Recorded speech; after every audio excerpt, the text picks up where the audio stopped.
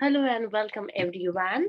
So namaste, this is Saira from Nepal and today we here at the session GPDSA Global Peace Development Service Alliance webinar on Peace, Environment and Tourism PTE Forum. A few years ago, maybe a few months ago, who could have imagined that an online gathering could have been a physical size, including everyone from different parts of the world in a same platform within different frame of times. Now it has become a new normal. With time, we have adapted new changes, new adventures, and new style. So welcome everyone to this virtual gathering. Thank you for being on your time, including us and joining us in this GPDSA webinar on Peace, Environment and Tourism Forum from South and Southeast Asia to North and South America, Europe, Philippines, Thailand, Hong Kong, and very other parts of the world. So today I'll be executing as a moderator from Nepal and a Global Peace Fellow.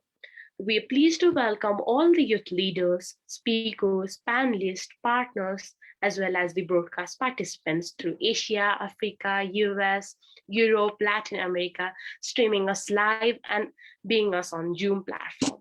Today, in this forum, everything is packed up with an exciting line of speakers, including entrepreneurs, including executives of different organizations who would be sharing us the business, social change models, and showcasing their own very personal Udhyami Yuva Challenge winners, a panel discussion, polls, and many more exciting adventures.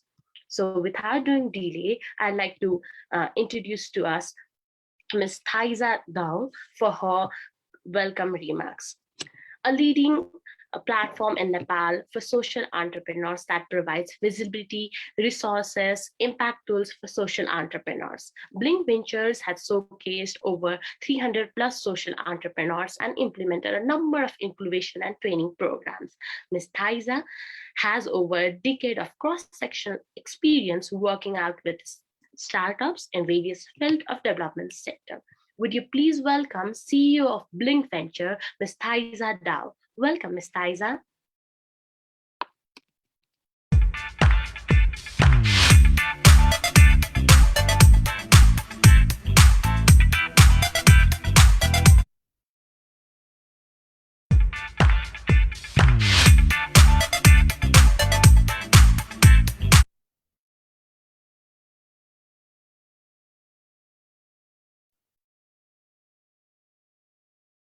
Hi all, I think we encountered our first technical issue, but let me start with the welcome note. My name is Thryza, I'm the CEO of Blincventures, and I'm beyond thrilled to be here and to welcome all of you to Peace, Environment and Tourism, or the PET Forum as we call it.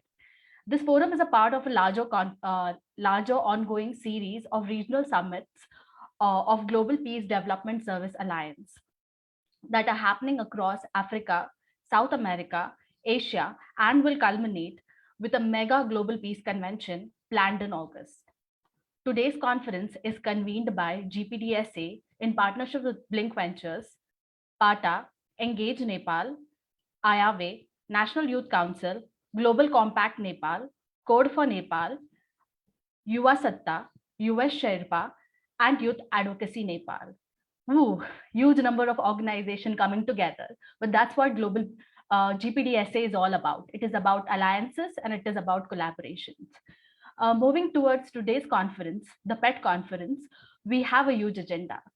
Exploring youth enterprise models in relation to tourism and environment, discussing specific opportunities and challenges for tourism development and enterprise building post-pandemic, exploring connections between peace, environment sustainability, entrepreneurship, and tourism in the context of advancing sustainable development goals. I'm super excited to be here, and I hope to fulfill this agenda through this conference. We are excited to begin this forum by showcasing two of our most exemplary entrepreneurs from a program, Udhyami Yuva Challenge 2020, which was conceptualized for this very forum last year by Global Peace Foundation and Blincventures. The pandemic did put a stopper to the forum, but because of all the enterprising youth, we continued the program of UIC. So while many businesses were shutting their doors, our Udhyamis were gearing up to launch and sustain their organization. We went through a 5-day rigorous boot camp, and while we waited for pandemic to pass, so that we could do a physical event, our Udhyamis went ahead with their organization, forging new partnerships and launching their businesses and taking things ahead. We finally concluded the program in October with a virtual event. But before that, entrepreneurs have gone through multiple rounds of shortlisting, multiple competitions and pitching, which ended with the final event in October and the seed fund going to the three most deserving candidates. I'm happy to have them back on this forum and can't wait to hear all about the progress that they have made since. I would also like to take this opportunity to invite all of you participants to join the forum and take this collaborative platform ahead and drive the agenda of youth enterprise and peace building. Thank you. Over to you, Saira. Thank you so much, Ms. Thryza, for helping us know about different aspects of enterprises, even in this chaotic situation of Corona and COVID pandemic. Now, moving onwards, I'd like to welcome our next speaker, Honorable Scott DeLisi, Executive Director of Engage Nepal and former US Ambassador to Nepal. I'd like to request Honorable Scott DeLisi for his special remarks.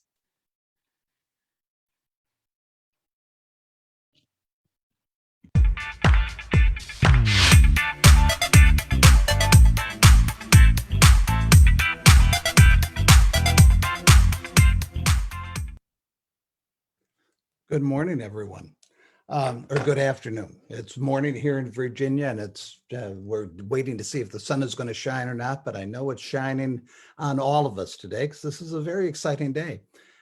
First, let me just, though, acknowledge our colleagues at Global Peace and Development. Let me acknowledge the folks from Blincventures. Let me acknowledge all of the partner organizations who've made this possible. This is something that's been in the works for quite some time, this PET conference. We were supposed to come together a year ago today. That didn't happen. Even now, we're coming together virtually, and it does offer some new ideas and some new opportunities as we do that.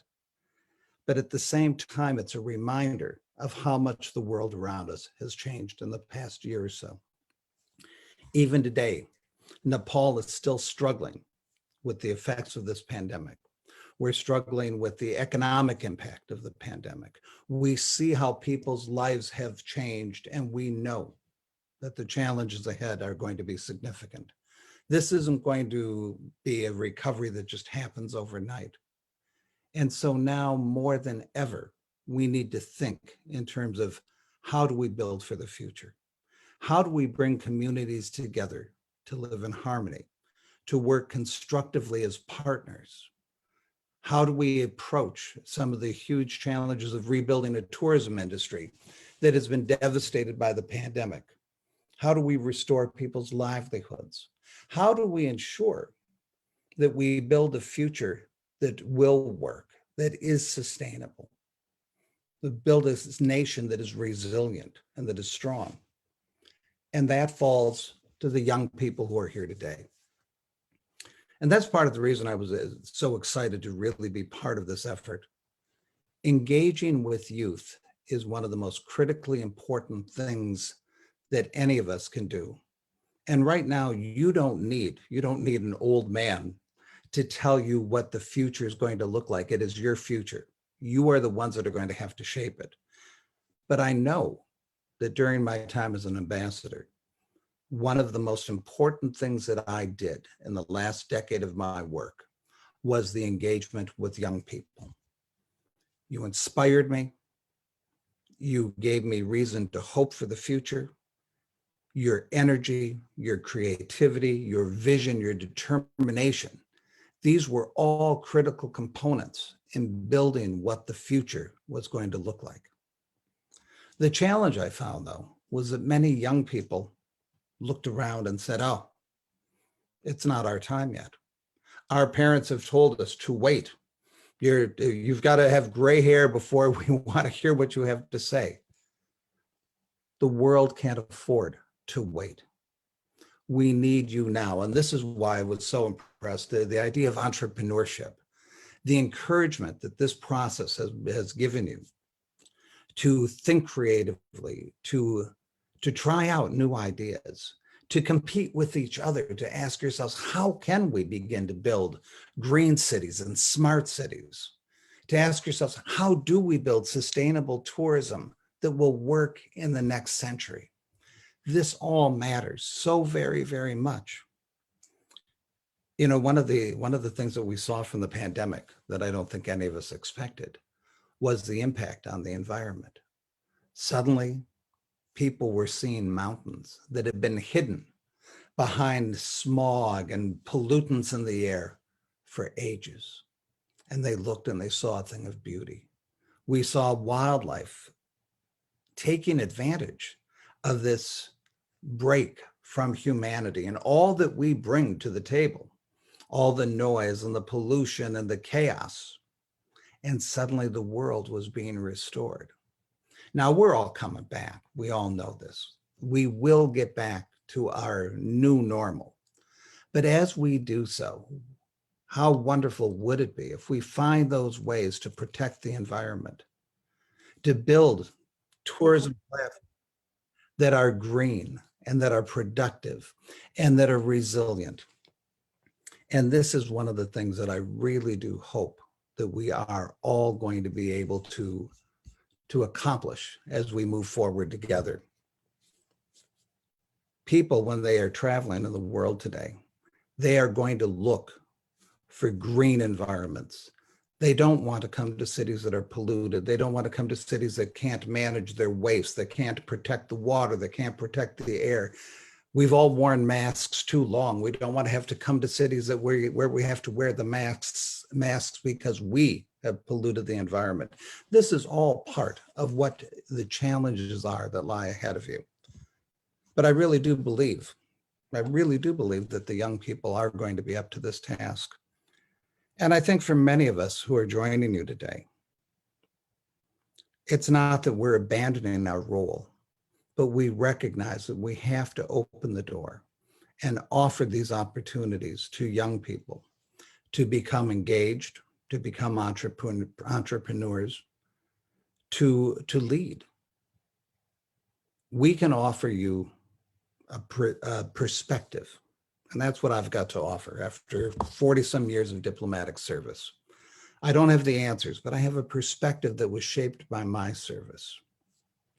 And what I will tell you is that what came clear to me over the years is that the world was changing so rapidly that we really were challenged to keep up. That the problems and the issues that we were facing as diplomats had transformed. And suddenly issues of climate change, of global health, of building sustainable networks and programs, this became the work of diplomacy every bit as much as negotiating a new arms agreement. And I recognized that because it was so complex, we needed to create new partnerships. We needed not only to bring in governments, but we needed to bring in civil society. We needed to bring in faith communities. We needed to bring in partners who cared. We needed to bring in the young people. And as I would tell my partners at the embassy, if what we do, if the programs that we launch, if the ideas that we advance, if they aren't relevant to young people, if they don't resonate with these young people that make up 50%, 60%, 70% of the population in so many countries, if we don't find a way to have a dialogue with those participants, then we're missing the boat. So today is an opportunity for engagement. It's an opportunity for ideas, for exchanges, and it's an opportunity for your voices to be heard and continue to be heard. And I hope that you'll take advantage of this. I hope that this conference is merely the beginning, that peace, environment, and tourism become themes that you will build upon and that will guide you and guide your thinking in the years ahead, because we need you. We need your entrepreneurial spirit. We need your commitment to protect the planet. We need your efforts to build new opportunities for engagement in tourism and in so many other areas. We need you to transform the world. So with that, I'm going to say, I really do hope that this will continue to be productive. I'm so sorry that we can't be together, because there's a richness in coming together in person, but I do hope that this forum will also be equally as engaging, as inspiring, and I hope that you're going to inspire me as well. So thank you. I'm delighted to be with you all, and I wish you a most successful conference. Thanks. Thank you so much, Honorable Scott DeLisi. As you have stated, that today is the time to execute all our engagements and inspire the youth with a different forms of perspective.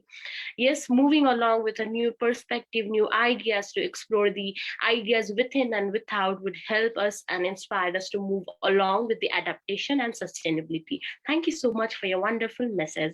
Moving onwards, I'd like to introduce to our next speaker, Mr. David Caprara, who serves as an International Vice President for Global Peace Foundation and non-residential fellow with the Brookings Institute in Washington. He has served in the senior executive service for 2 US President and Governor of Virginia, overseeing national volunteerism, AmeriCorps, and Vista, and housing and urban development programs. Let's welcome Mr. David Caprara, Strategic Advisor of GPDSA, for his congratulatory remarks.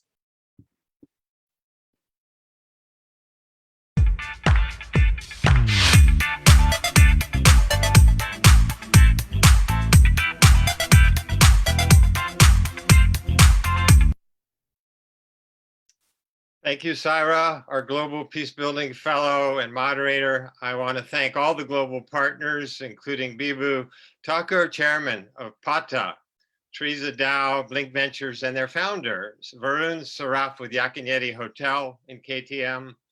Ambassador DeLisi, thank you. What a charge you just gave us, founder of Engage Nepal. Dr. Anil Jaggi, a great visionary of Conscious Ventures. AJAT, leading a whole global youth movement with Yuvsatta in Chandigarh, India.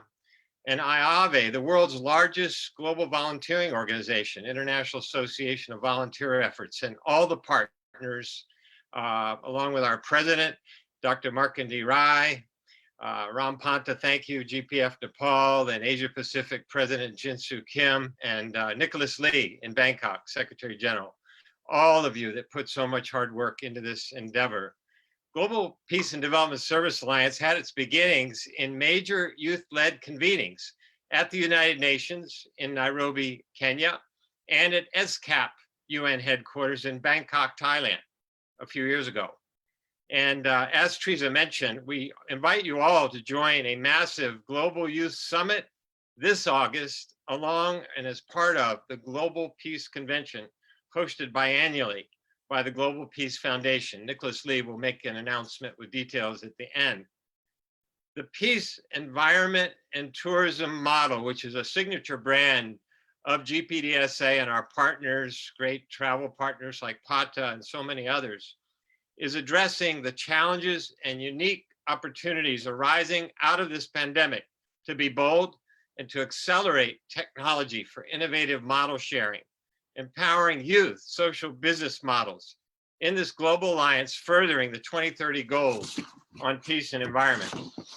As Global Peace Foundation founder, Dr. Hunjun P. Moon has stated, youth have the unique opportunity, propensity to dream big and to foster revolutionary change movements in service, rooted in spiritual values of living for the sake of others.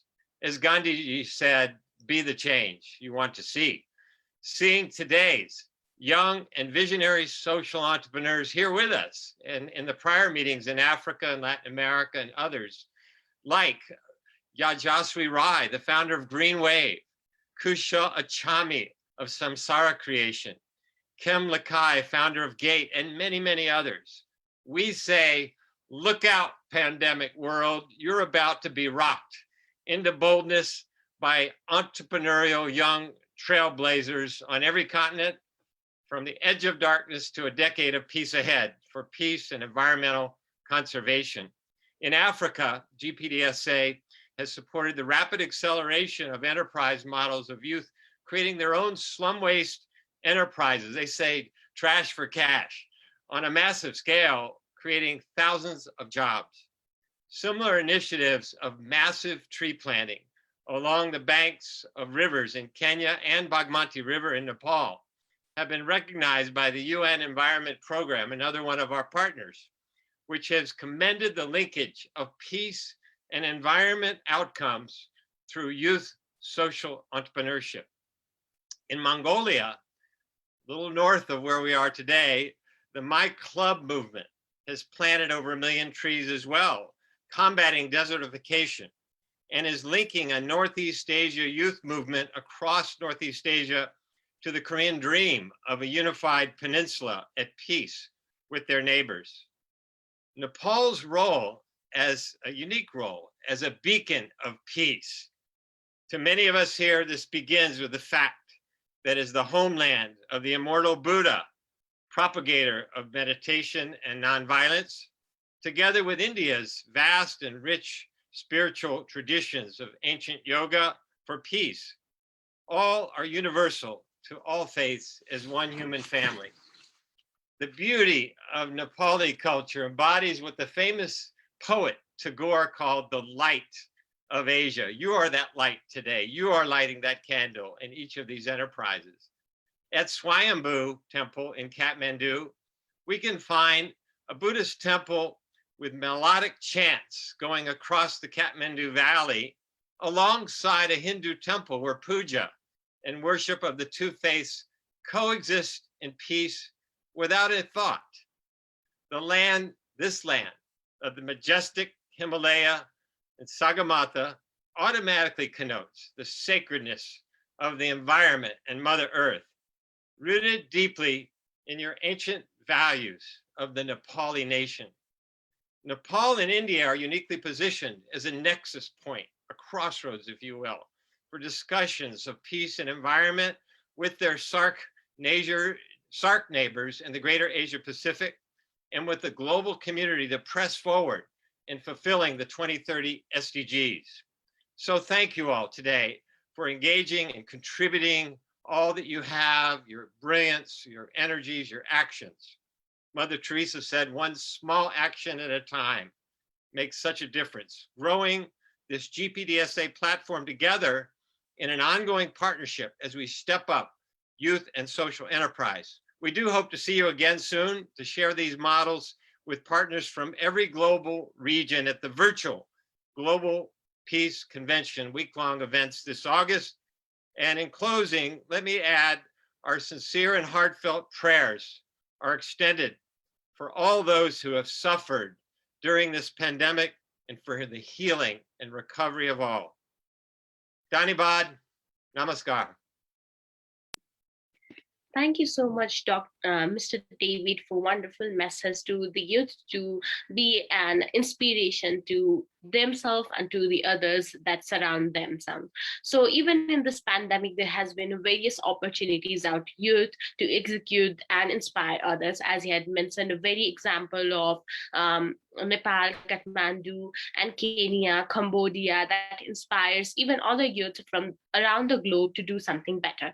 Now moving onwards, I'd like to request our tech team to display the poll that we have prepared.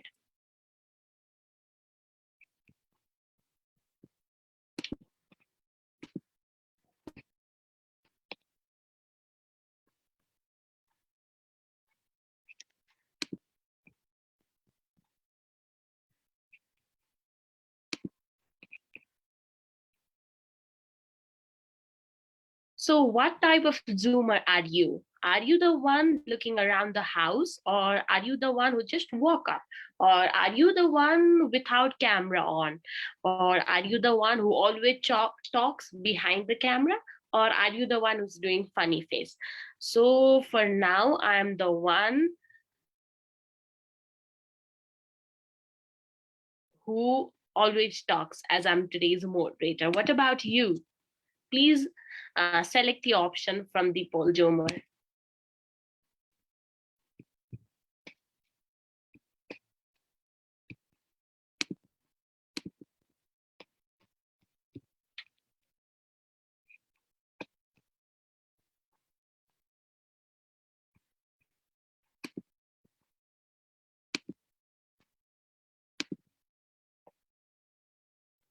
Seems like we have already done with our poll game. Now moving onwards, we have so the one who walks in the house is 20% of the participants, and the one who just woke up is 2%, and the one without camera on is 50%, and the one who always talks is 16%, and the one who does funny faces is 30%. Thank you so much everyone for your engagement. Without doing further, now let me take on to you the new form of adventure that is showcased by UYC participants. Blincventure.com and Global Peace Foundation collaborated to implement an online business incubation program, Udhyami Yuva Challenge, as part of an International Conference on Peace, Environment and Tourism 2020. This program was designated with an objective to encourage youth to take ownership of the Sustainable Development Goals through social enterprise and initiative model. And now we have a participant from UYC who is here to present her ideas and business journey. Let's welcome Ms. Yajaswi Rai, founder of Leklekh, the Green Wave, a company that works to achieve a fair balance of profitability, social responsibility, and environmental sustainability. Ms. Yajaswi is also one of the youth gender activists in UN Women and the winner of Udhyami Yuva Challenge UYC 2020. Let's welcome Ms. Yajaswi.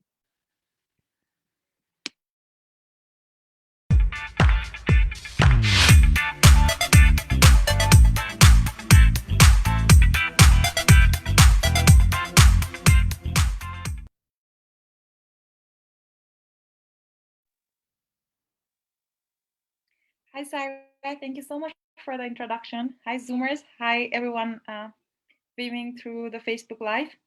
I would like to share my slide that I've prepared for today.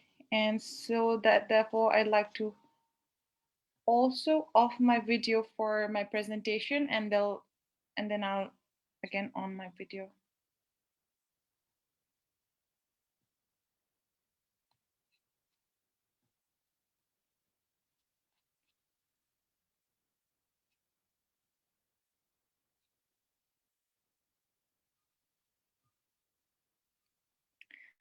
Is my slide visible? Yes, it is. Okay, thank you. Honorary guests of the evening and everyone present here, warm greetings. I'm Yajaswi Rai, the founder of Leklekh, the Green Wave. I'm originally from Bhojpur, one of the rural municipalities of Eastern Nepal. So visiting my village for the first time in 2018, the stories of glory, resources that independently fed thousands, did not quite match what I saw. So my village had empty houses with all males migrated, barren fields, and women coping with non-ventilated kitchens. And that was the present reality there. So globally ranked fourth in the vulnerability to climate change. This is the picture that's happening in Kathmandu and all around Nepal at the moment. And 50% of households with at least one member have migrated overseas. And now the impact of COVID-19, Nepal lies in the gorge of economic and environmental threat. On one hand, my village had underutilized resources, fair knowledge to produce goods and preserve the environment, but lacked economic transactions. On the other hand, the place where I'm currently living, that's Kathmandu, faced huge environmental crisis. Our landfills are filled with non-biodegradables. Our air pollution index has hiked and reached one of the most polluted cities in the world. But the population here is asking for solutions. So I realized the emergence of environmental awareness, bringing pragmatic solutions, and improving the economic standards of population in Nepal as one of the most crucial way for a sustainable future. And that's where Leklekh comes into the picture. In 2019, I started Leklekh the Green Wave, a company that brings alternatives to plastic products, but also achieves a fair balance of profitability, social responsibility, and environment sustainability, like Saira mentioned. So we do this in 3 phases that's written here: give, recycle, and grow. So firstly, through the give phase, Leklekh provides eco-friendly products like straws, plants, cutleries, brushes, wooden medals, and provides environmental sensitization programs to schools and colleges. So in our second phase, recycle, we recollect the used products from our consumers while delivering the products in the next order. And 25% of our consumers support us in this. Recollected items are sorted, recycled, and then sold in bulk or used for our school level sensitization programs. So our third phase, the grow phase, we plant equal, if not twice the trees to replenish the resources that we use for our production in the first phase. So till date, we have supported planting overall of 1,400 trees in collaboration with local governments and NGOs here in Kathmandu itself. So during 2 years of my entrepreneurship journey, the sessions that I learned and the networks that I've built at UYC has made me realize that the investments and resources for any startup does not limit to financial resources only. This is something that one of the speakers told us, especially for enterprise like mine.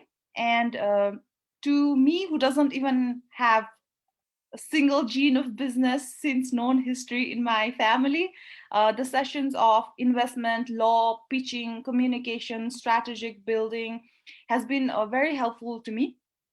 And I definitely could not forget the help Thryza extended to us as our participants, and of course my mentor Eliana, for who helped me as to grow my personal and professional visioning and strategic building, of course.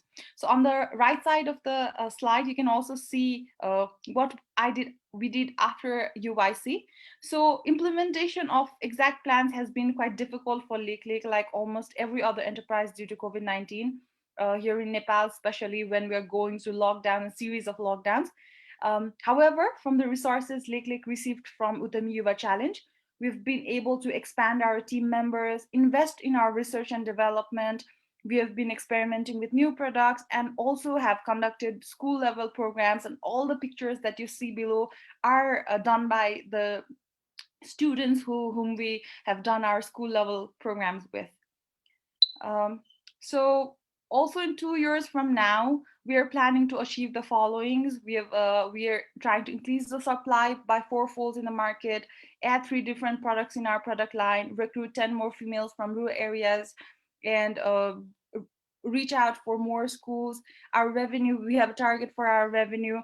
And most importantly, we're here to plant thousands of trees in private barren lands of Bhojpur, my village, which will be done in one way to utilize the indigenous knowledge of the community and serve the purpose of environment protection. But on the other hand, we'll also support Leklekh and the community in financial terms. So finally, I'd like to conclude saying that we at Leklekh strongly believe that environmental and economic security is one of the major factors to sustain peace. While environment resources are our nation's lifeline and should be preserved, definitely, economic sustainability allows people to have independent ability and a faith towards better future, and ultimately peace. So that's what Leklekh is trying to strengthen in Nepal, and that's what we all are doing. So anyone who would like to join the Green Wave with Leklekh, and please feel free to connect with us in the given email. And yeah, PS, Leklekh means green in our mother tongue, in my mother tongue. Thank you so much.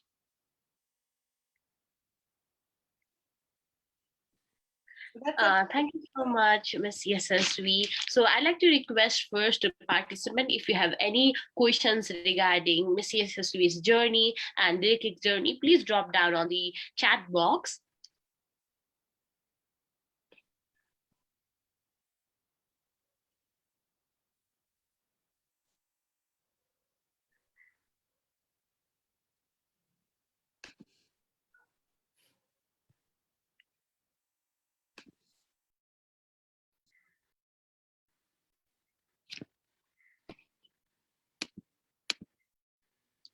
So I have a question myself.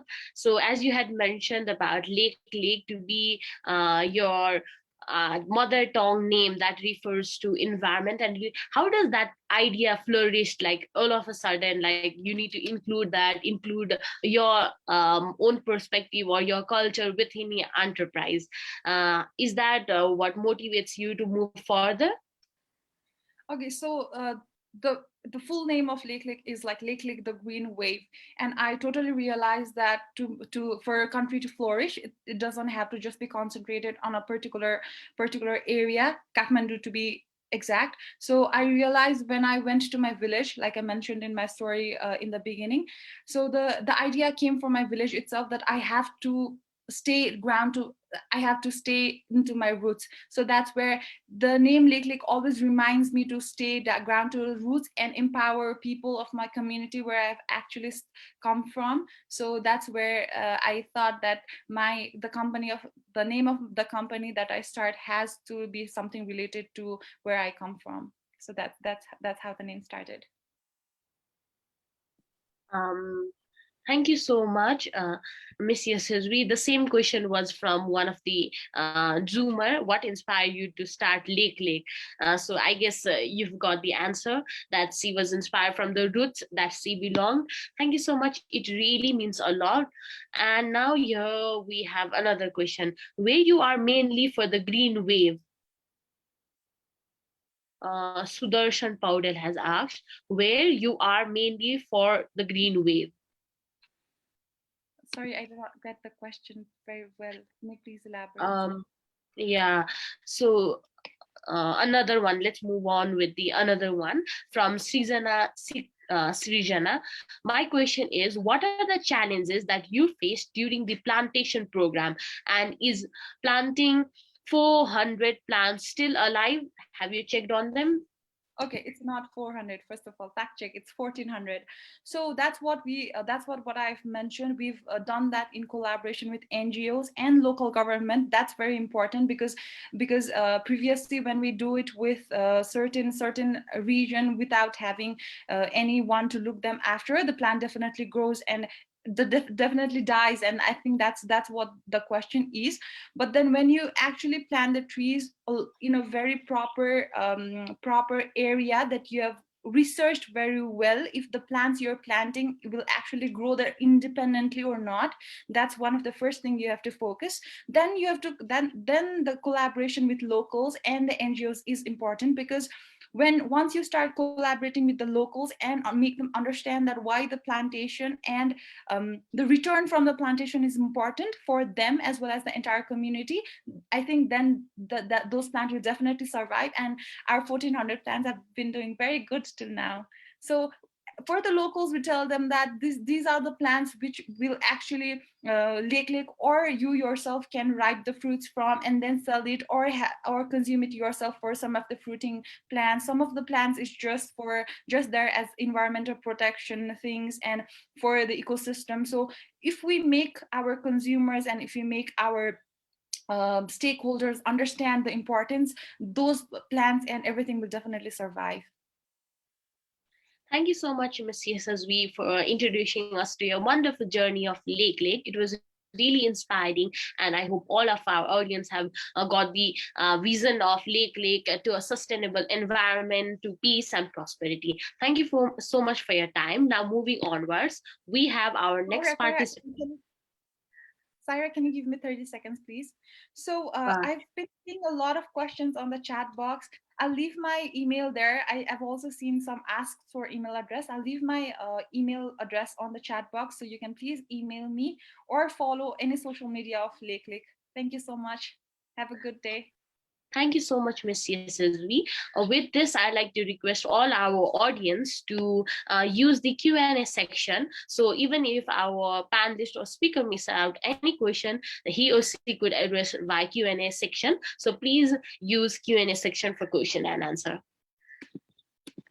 Now moving onwards, we have our next participant from UIC, Mr. Kushal Acchami, co-founder and head of business development of Samsara Creation. His company promotes circular economy by raising awareness about responsible consumption and repurposing solid waste into affordable and fashionable consumer products.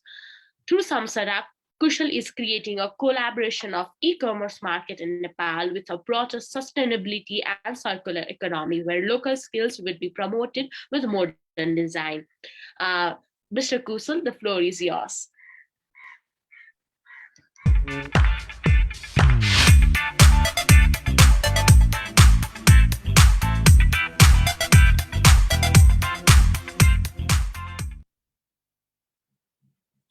Okay, thank you, Saira, and good afternoon, everyone. So I'll be sharing my screen, and I hope I am audible.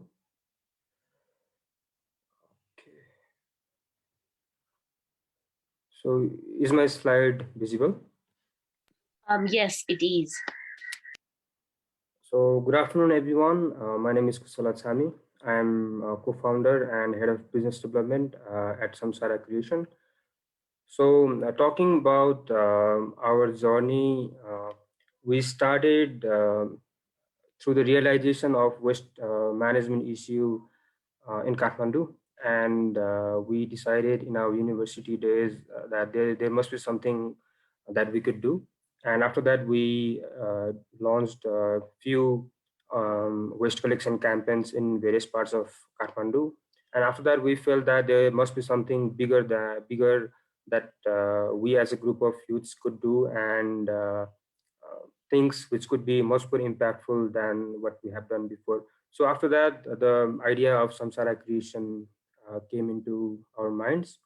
So talking about Samsara Creation, it is an initiative that is promoting circular economy by repurposing solid waste into fashionable and affordable consumer products. Our line of work is mostly inclined towards SDG12. So we are envisioning a society where people would realize the importance of circular economy, importance of responsible consumption over the current linear ones. So our working modality is based on quadruple bottom line. It is a model where four segments is focused. So there is people, planet, purpose, and profit. And the core part of this model is sustainability. So we're focusing on three problems. The first one is massive generation of household waste. So we have all realized that, we have all seen that. And for that, we started off as a textile recycling company. And after that, we have moved towards plastic recycling. So you can see in these three photos, these are the products that we have produced from jeans recycling, and we're trying to provide our customers with different alternatives to regular products. So another is accessibility of quality, authentic, eco-friendly products. So from our research, we have identified that the market of authentic eco-friendly products is really corrupted, and it is a massive problem. I am not able to say the details, but the accessibility of the handmade products is very, very less. So from our initiative, what we are trying to do is we are trying to collaborate with various local manufacturers and local artisans, and by doing so, we are able to provide our customers with authentic handmade products, which also is a core part of sustainability when it comes to production. So finally, we have identified a huge gap between traditional skills and modern design. So there is a local artisans who have not been able to properly communicate with modern designers, and they have kind of shifted from different, they have come from different parts, but they are not able to communicate because they are working on a similar platform. So we are providing a platform where they will be able to communicate, collaborate on a common goal of sustainability. So after UIC, it kind of really gave us a perspective on how we should work.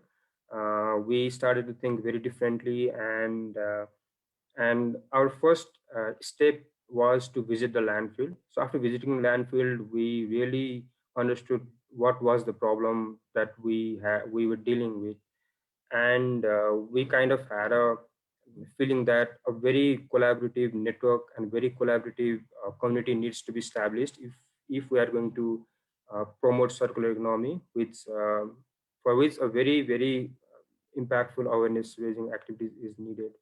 So from our efforts till now, we have been able to collaborate with various local women and various local entrepreneurs from different parts of Nepal. So this particular one, they are the local entrepreneurs from Kakani who specialize on natural dyeing. So that is a big part when it comes to textile dyeing. So we identified a big prospect in Dhaka fabric, which represents Nepalese culture and tradition. So from our research and from our study, we got the opportunity to collaborate with Palpali Dhaka Association from Palpa.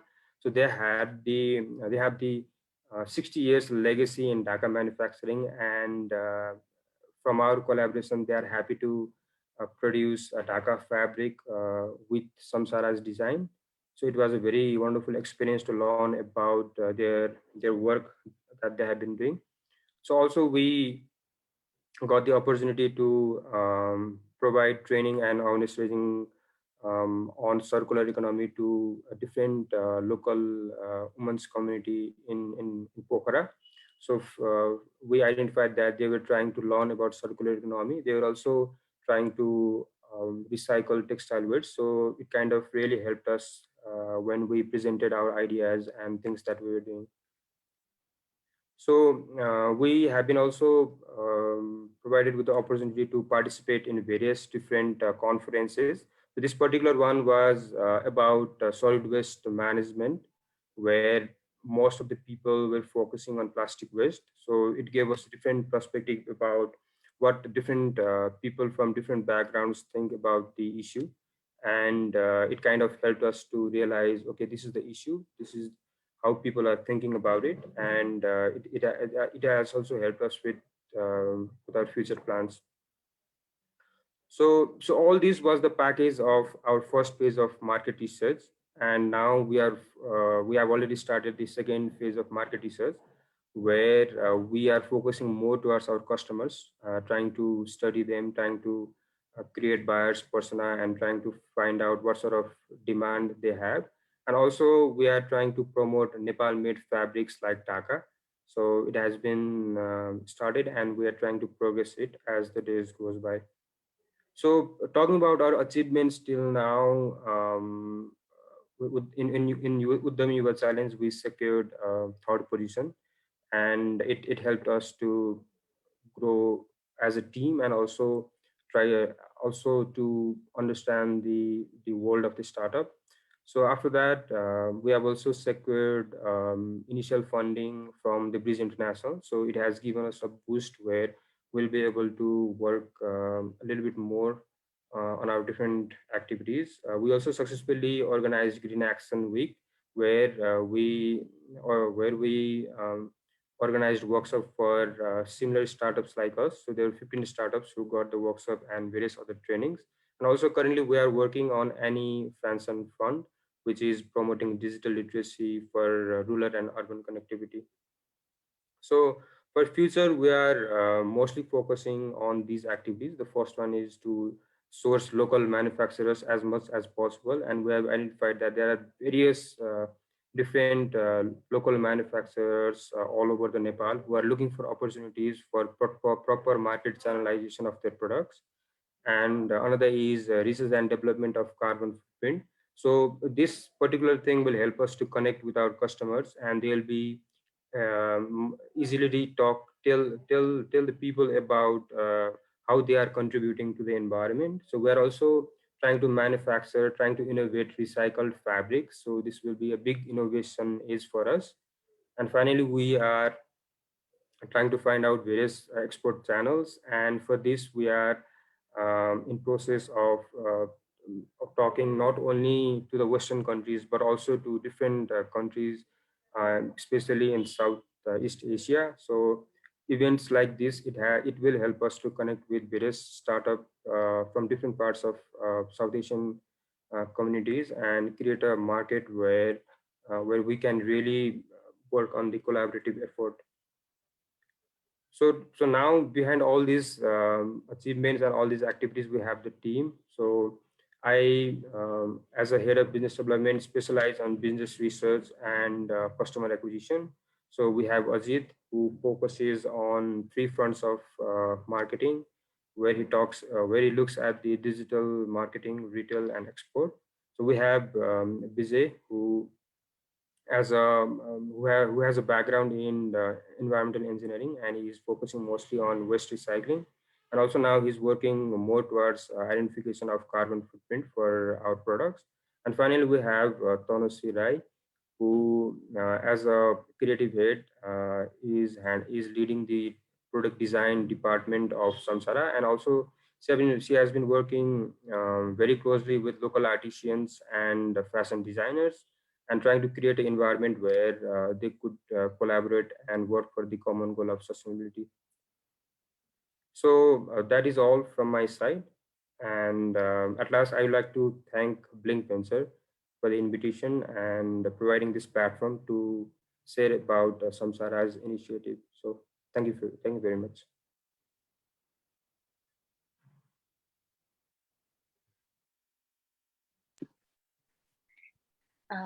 Thank you so much, Mr. Kushal, for wonderfully explaining about Samsara. If any participants have questions, please drop down on Q&A section.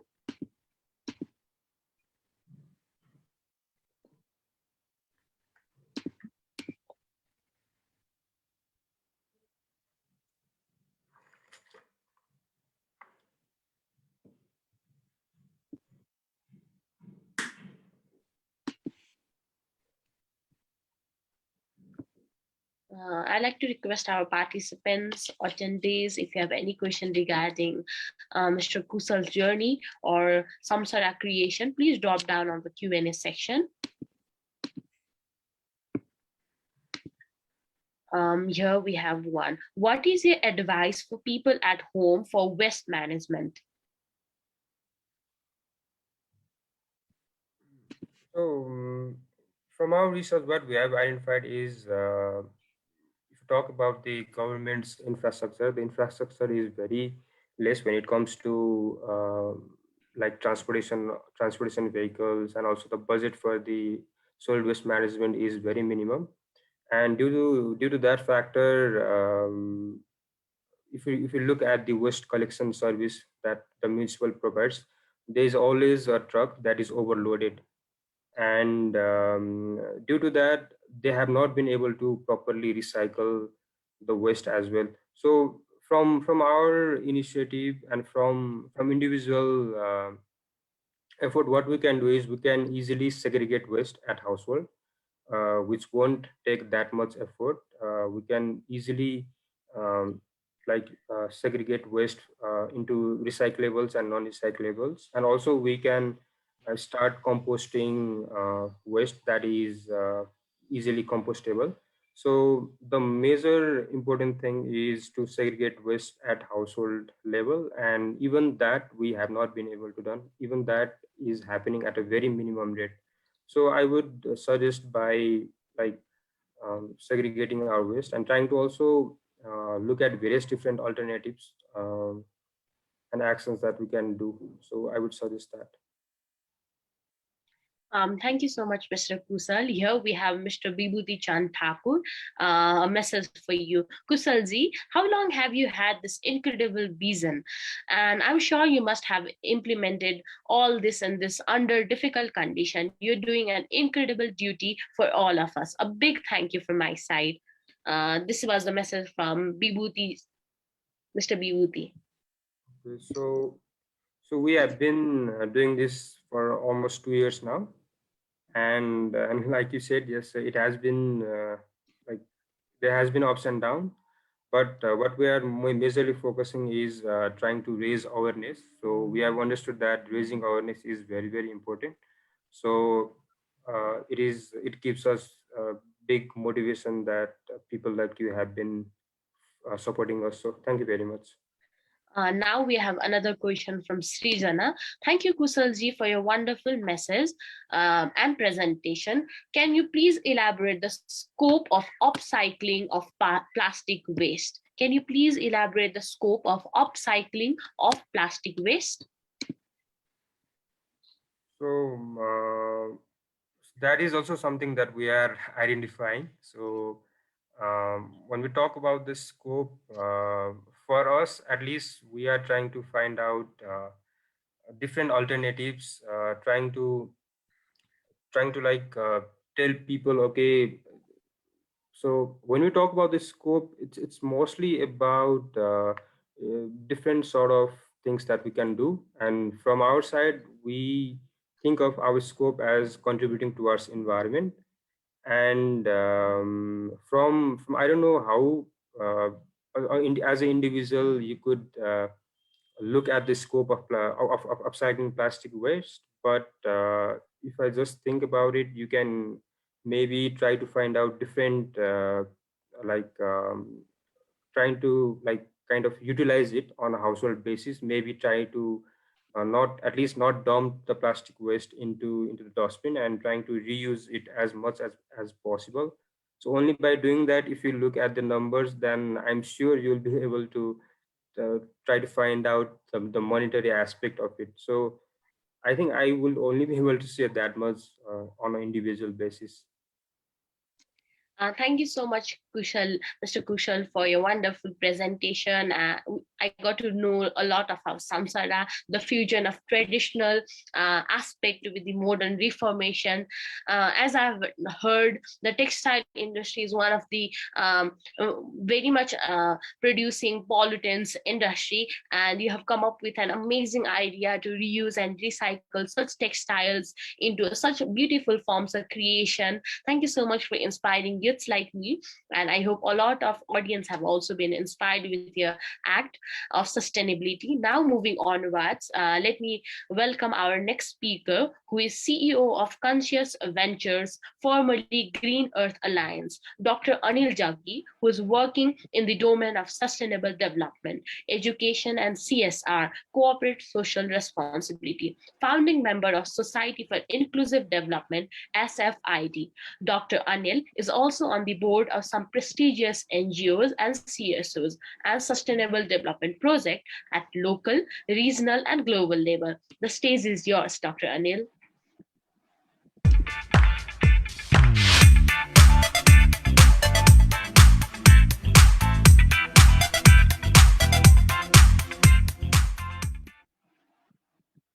Thank you, Saira, for wonderful presentations.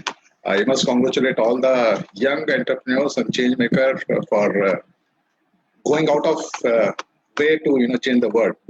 I always call it that they are the change maker, they are the champion of change, and I am so surprised that very at young age all the Leklekh program and other program of Kushal is doing wonderful work for Nepal. So thank you very much, all of you. Special thanks to Global Peace Foundation and all the partners and panelists.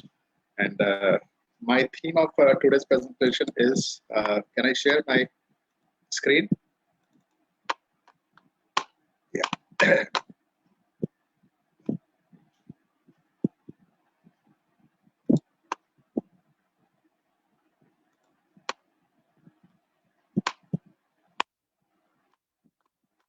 Yes. Once again, I would like to congratulate Global Peace Foundation for selecting this very interesting theme, pet, peace, environment, and tourism. Since we have been working on the different areas, and peace and environment, these are always a part and parcel of human life. And you are a tourist when you are entering this world. So it's a challenge as well as opportunity for me to discuss about the basics of tourism.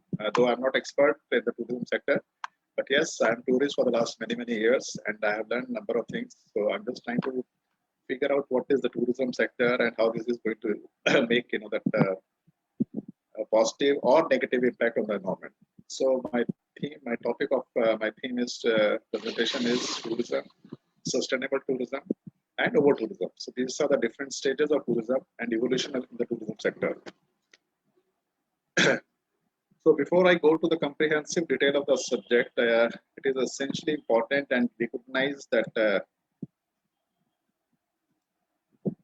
how to understand the true meaning of these three important areas and the linkage with the environment, peace, and how it has been transforming this sector in the past many decades.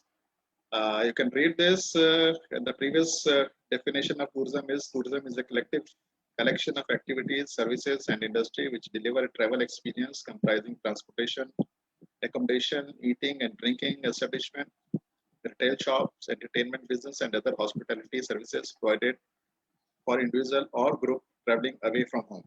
This was the previous definition, and let's see that how this definition is changing over a period of time. Initially, it was environmental conservation or climate change was not part of it, but especially after the Rio conference and UN MDG or SDG, this has taken the prime stage. Let's see that what UN Secretary General has to say about tourism and how this is linking tourism with environmental issues. Tourism is one of the world's most important economic sector, providing livelihood to hundreds and thousands of millions of people, while it boosts economic and enable countries to thrive, and at the same time allowing people to experience some of the world's cultural and natural riches and bring people closer to reach to each other and highlighting our common humanity. Second one is that it is imperative that we rebuild the tourism sector. This is the post-COVID definition or saying of the Secretary General, the safe, equitable, and climate-friendly manner. So ensure tourism regain its position as a provider of decent job, stable income, and protection of our cultural and natural heritage. So you can see from the previous definition to this definition, the climate change or climate or environmental issues are taking the main stage. So offshoot of UN is UNWTO. What UNWTO has to say is tourism that takes full account of the current and the future economic, social, and environmental impacts, addressing the need of visitor, the industry, and the environment and the host community. So you can see that there's a shift. The host community is also included, and they're talking about the environmental issues also. The tourism touch and nearly every part of our society and is cornerstone of growth and employment, both developed as well as developing nations as well as economies. So these are the changes in the definition of tourism. There's another area of tourism which is all about the sustainable tourism. Sustainable tourism, a tool for development. What is the definition? What expert has to say about the sustainable tourism? Sustainable tourism require a careful planning and involvement of the key stakeholder in all the layer of the society. It requires proper allocation of resources to fulfill social, cultural, economic needs while maintaining the well-being of the natural environment.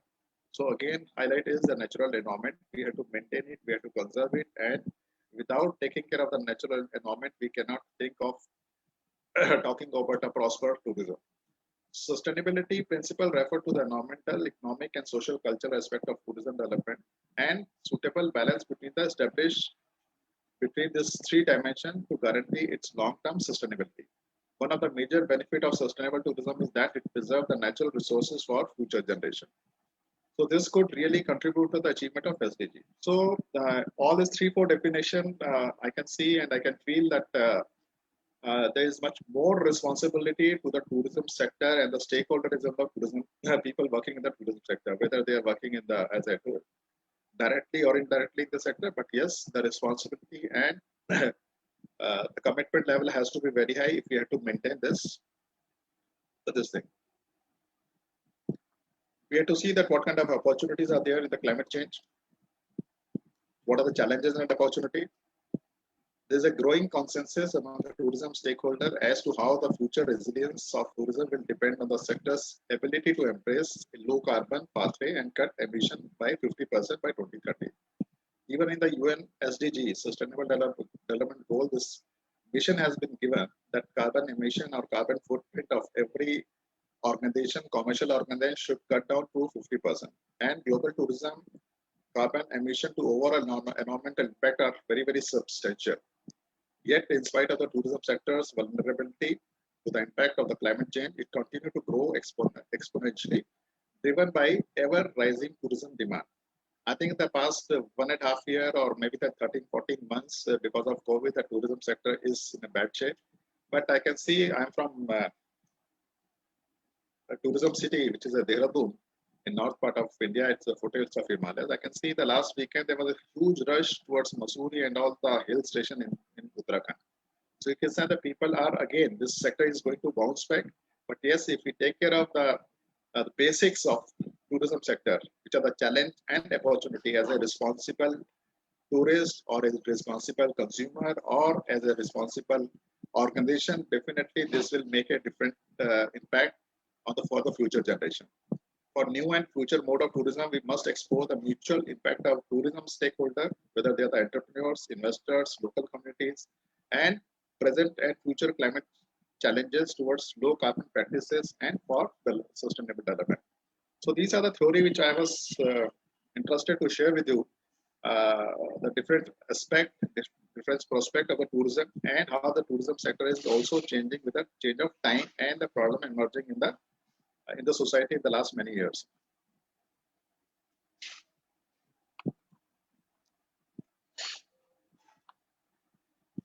As I mentioned that I'm from Uttarakhand and I'm from Dehradun, so I would like to, as my topic is saying that tourism, sustainable tourism and over tourism.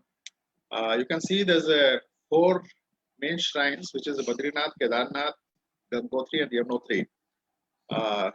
Nestled in the lap of mesmerizing Indian Himalayas in Uttarakhand, Chardham is the epicenter of spiritual action for Hindus in India.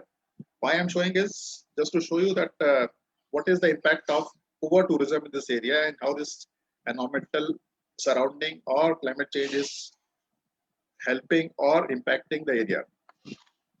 So just for the information, people from India and Nepal must be aware about this, but for the international audience, would like to share that Chardham means 4 dhams, that is 4 religious spaces.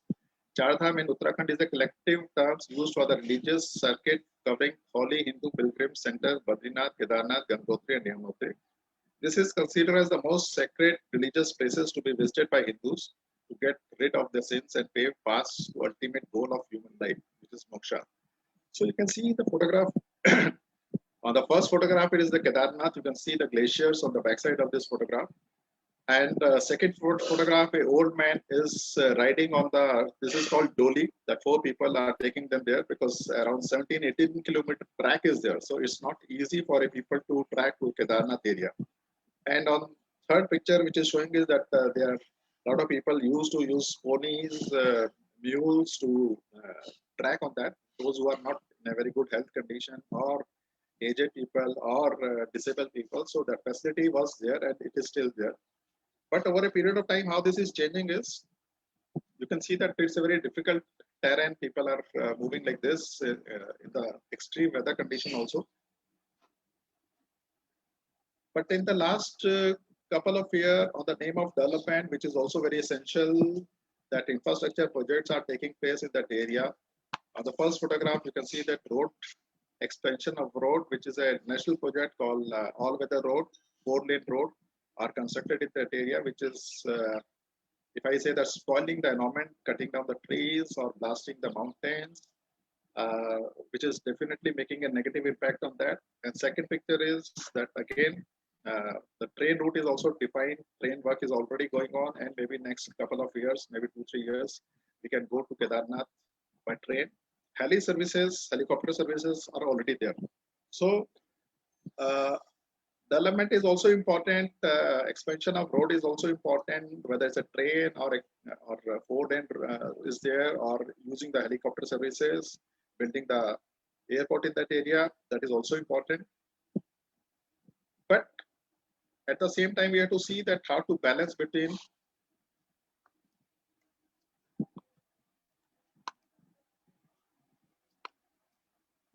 so these are some construction site. I've been going in that area. I can see that on the name of development, a lot of the cutting down of trees is taking place. So it's developmental versus disasters, because this is every monsoon we have a lot of landslide, cloud burst in that area. So you can see that it's very difficult to build up that kind of infrastructure in the mountain area, which is very, very fragile, especially it is called the youngest mountain range in the world, the central Himalayan region. So a lot of tunnels are taking place, tunnels are under construction, roads are under construction, spoiling the local and natural environment of that area. And this is the highly sensitive earthquake prone area. So in the last 10 years, if I am not going beyond that, but in the last 10 years, in 2013, you must have seen that in 2013, before Kathmandu earthquake, that Kedarnath flood was there. So the whole area was flooded, flash flood, and more than 20,000 people within few minutes were vanished from that area. And this is the second picture is the flood in Rishikesh. And you can see that this is a very common picture, which is the third picture. Again, in the mountain area, especially in Uttarakhand, in part of Uttarakhand is Garhwal and Kumaon. But in Garhwal area, this is very common in every monsoon that road cuttings are there, the roads are not there, landslides are there. So all this is happening because of over construction and over tourism. Government is interested to build the infrastructure. So we can see some of the more photographs, the development and disaster. That this is the first picture of Kedar Valley when in 2013 this disaster took place. And these were the situation of the houses. So I took this picture when I was doing some project in that area. And so these are the negative part of it. But yes, development is also very, very important part of this area. Road construction has to be there. People has to go there. Traveler has to go there. Number of tourism sector has to grow there in order to create some kind of livelihood options for the locals. But what are the potential options looking after the main theme of tourism as well as the environment? So what we feel is that we strongly believe that every traveler on the earth is potentially an ambassador for change and peace. And every traveler has to be consciously aware that whatever he or she is doing is making some kind of impact in the local environment. So they are the responsible to maintain harmony between our fragile ecosystem, cultural enhancement, and its preservation for heritage. Our objective should be to inspire, groom young, socially responsible business leaders, startups, and I'm happy that what Blincventure has done is really marvelous, and I would like to invite Blincventures to do something in Uttarakhand also, and maybe we would like to collaborate with Blincventures to expand their network and develop this kind of the network of socially responsible young entrepreneurs. So we have to bring the investment as per the international guideline, the following ESG, which is the environmental, social, and governance. These are the three metrics. All international funding agencies or all international investors are they have to follow it in order to achieve the dream by taking conscious decision in order to benefit humanity, environmental sustainability, and to create better and peaceful society, world for all. So it's a time to act now or never. Because I have seen Kathmandu also, I'm visiting Kathmandu also, and I can see that the socio-economic status in Kathmandu, especially the waste management and other areas, also not good. But I'm happy that young generation are coming with very high dreams and they are really working in the areas. So we would like to, we can utilize this platform to create a very different kind of network of like-minded people, like-minded organization, like-minded change maker. Let's see that what changes are taking place in Kathmandu should also take place here also, and best practices should not confine to one region. Best practices through this platform can be replicated, can scale up in the different areas, and definitely will support that program. So some of the program which we have initiated, because now our organization is Conscious Venture. Earlier it was the Green Earth Alliance, and we have been doing this kind of activity for the last almost 10 years now. We conducted this program like Blincventure has done it, selecting more than 100 business school leaders coming to the Uttarakhand, going to the Himalayas, going to the rural Himalayas, and to understand how the people are working in that area. So the program name was Empowerment Through Enterprise. So whatever entrepreneurship they are developing, they have to support or they have to conceive, it has to take care of the basics of the local environment. So any business which definitely will make money should not spoil the local biodiversity, should not spoil the local culture. So that was the basic theme of it. So we are happy that more than 100 people participated in that program, and this continued for 2-3 years. And we selected the best change makers and conducted a number of exchange program for them. Exchange program as well as the interaction program for them. So that young generation should learn that what previous generation is doing So this was a very nice platform which we created. So on the advocacy and orientation basis, we conducted another program 2 years back in 2008 only in Kathmandu, which was a sustainable mountain development and tourism. So again, we connected sustainable mountain development with tourism sector. Mr. Adhikari was there, who was the tourism minister of Nepal government. He supported this program. Unfortunately, he is no more with us. And so this was conducted in Hotel Annapurna in Kathmandu. So we are again planning to collaborate with Global Peace Foundation to conduct number of programs so that all the change maker, all the stakeholders should come on one platform and learn from each other. So this was the photograph of, we are working with Uttarakhand government also. This is the photograph with Satpal Maharaj, who was the Minister of Tourism for Uttarakhand, and conducting the number of regular capacity building programs, sensitization program for the youth of Uttarakhand and the rest of the country. This was the photograph with Mr. Maharaj, Mr. Tourism Minister of Nepal, when I was there in Kathmandu. And we have a number of other areas which we would like to share because of time. Idea was to raise this very sensitive issue, in front of the very enlightened panelists and enlightened audience, and would like to learn from you. And if any question is there, definitely I would like to answer your question. So thank you very much. I hope that I'm able to finish on time. So thank you, Saira. Yes, we do have few questions for you. Let's start with the question from Harrier. How to ensure sustainable and responsible tourism in present phenomenon of climate change, pandemic, change in geopolitical and ecological aspect? See, what I feel is that very, that especially in the mountain area and large number of panelists as well as the audience are from the mountain area, either from Nepal or Uttarakhand. What I see is this is a very serious issue. It is not the issue of only for the conference, only for the stages, only for the policymakers. It is the issue which is going to affect all of us. That's why I was trying to show you, because of Kedarnath tragedy, you won't believe for the next, it happened in 2013, and there's a big belt, more than 5 million people going to Kedar this Chardham Yatra every year. Because of Kedarnath disaster which took place, even in 5-6 months, there was a Chamoli glacier disaster was there, again that took place. Because of Kedarnath, for the next 2-3 years, there was no proper tourism sector was emerging in that area. So you can imagine that because of one mistake of whatever is the reason, because of that reason, the local community, which was totally depending on tourism sector, whether they are running this dolly or micro level roadside dhabas, working that area, they are totally depending on tourism and making money for 3, 4, 6 months whenever this yatra is there, because yatra is not there for the whole year. It starts from the month of May and it ends in the month of October.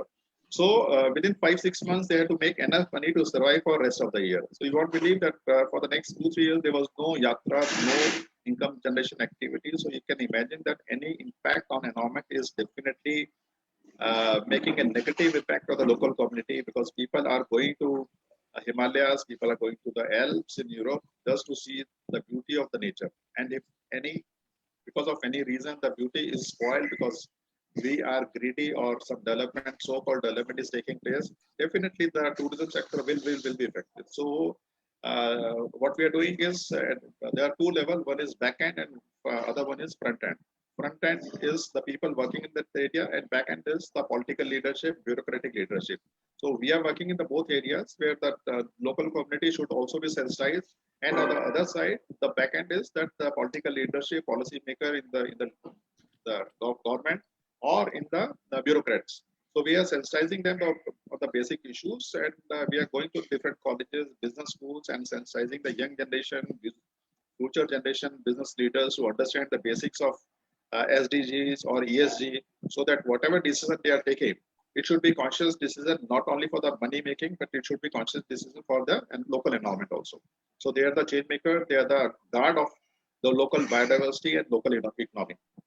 So I think that that's a continuous process. We have to, whether it's a Kathmandu or it's a Europe or it's a India, we have to continuously do this kind of activity as a socially responsible organization. So thank you.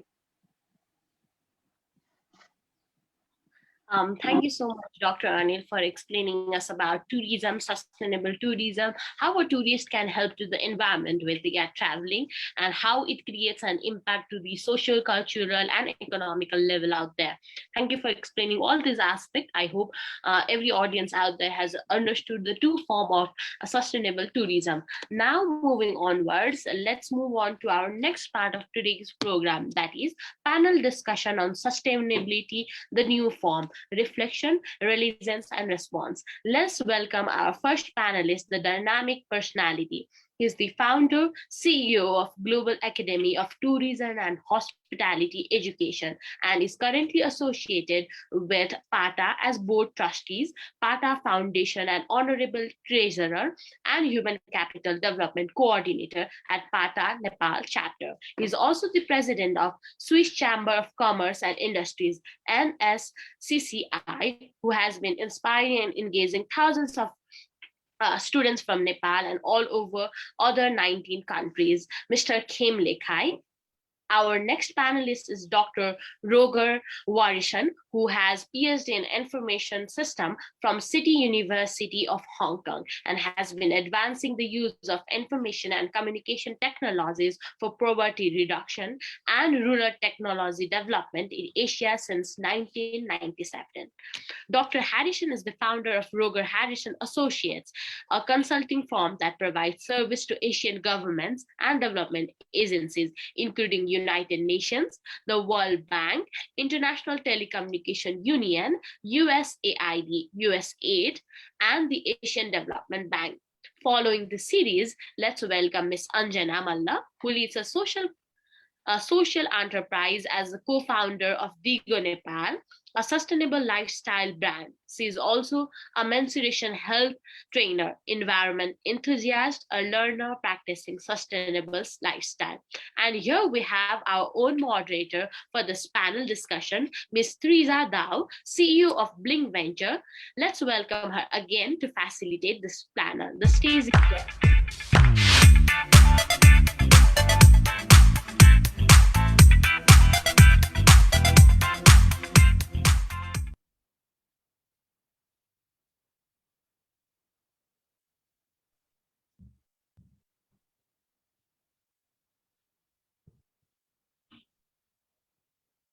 Thank you, Saira, for welcoming me again for the panel discussion.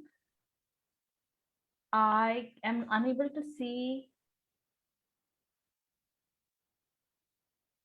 Kim Lakai ji and Dr. Hal. Okay, I can see them now. So sorry. Hi all, my name is Thryza and I will be doing a panel again. I mean, you're seeing me again and I'm very excited to host this panel. We are going to be talking about sustainability as the new normal, reflection, lessons that we have learned, and resilience. And before we move on, I first would like to invite Dr. Harris to share the presentation that he has so kindly created for us, informing us, telling us about his work in working with rural communities, rural tourism, and technology. Dr. Harris, over to you.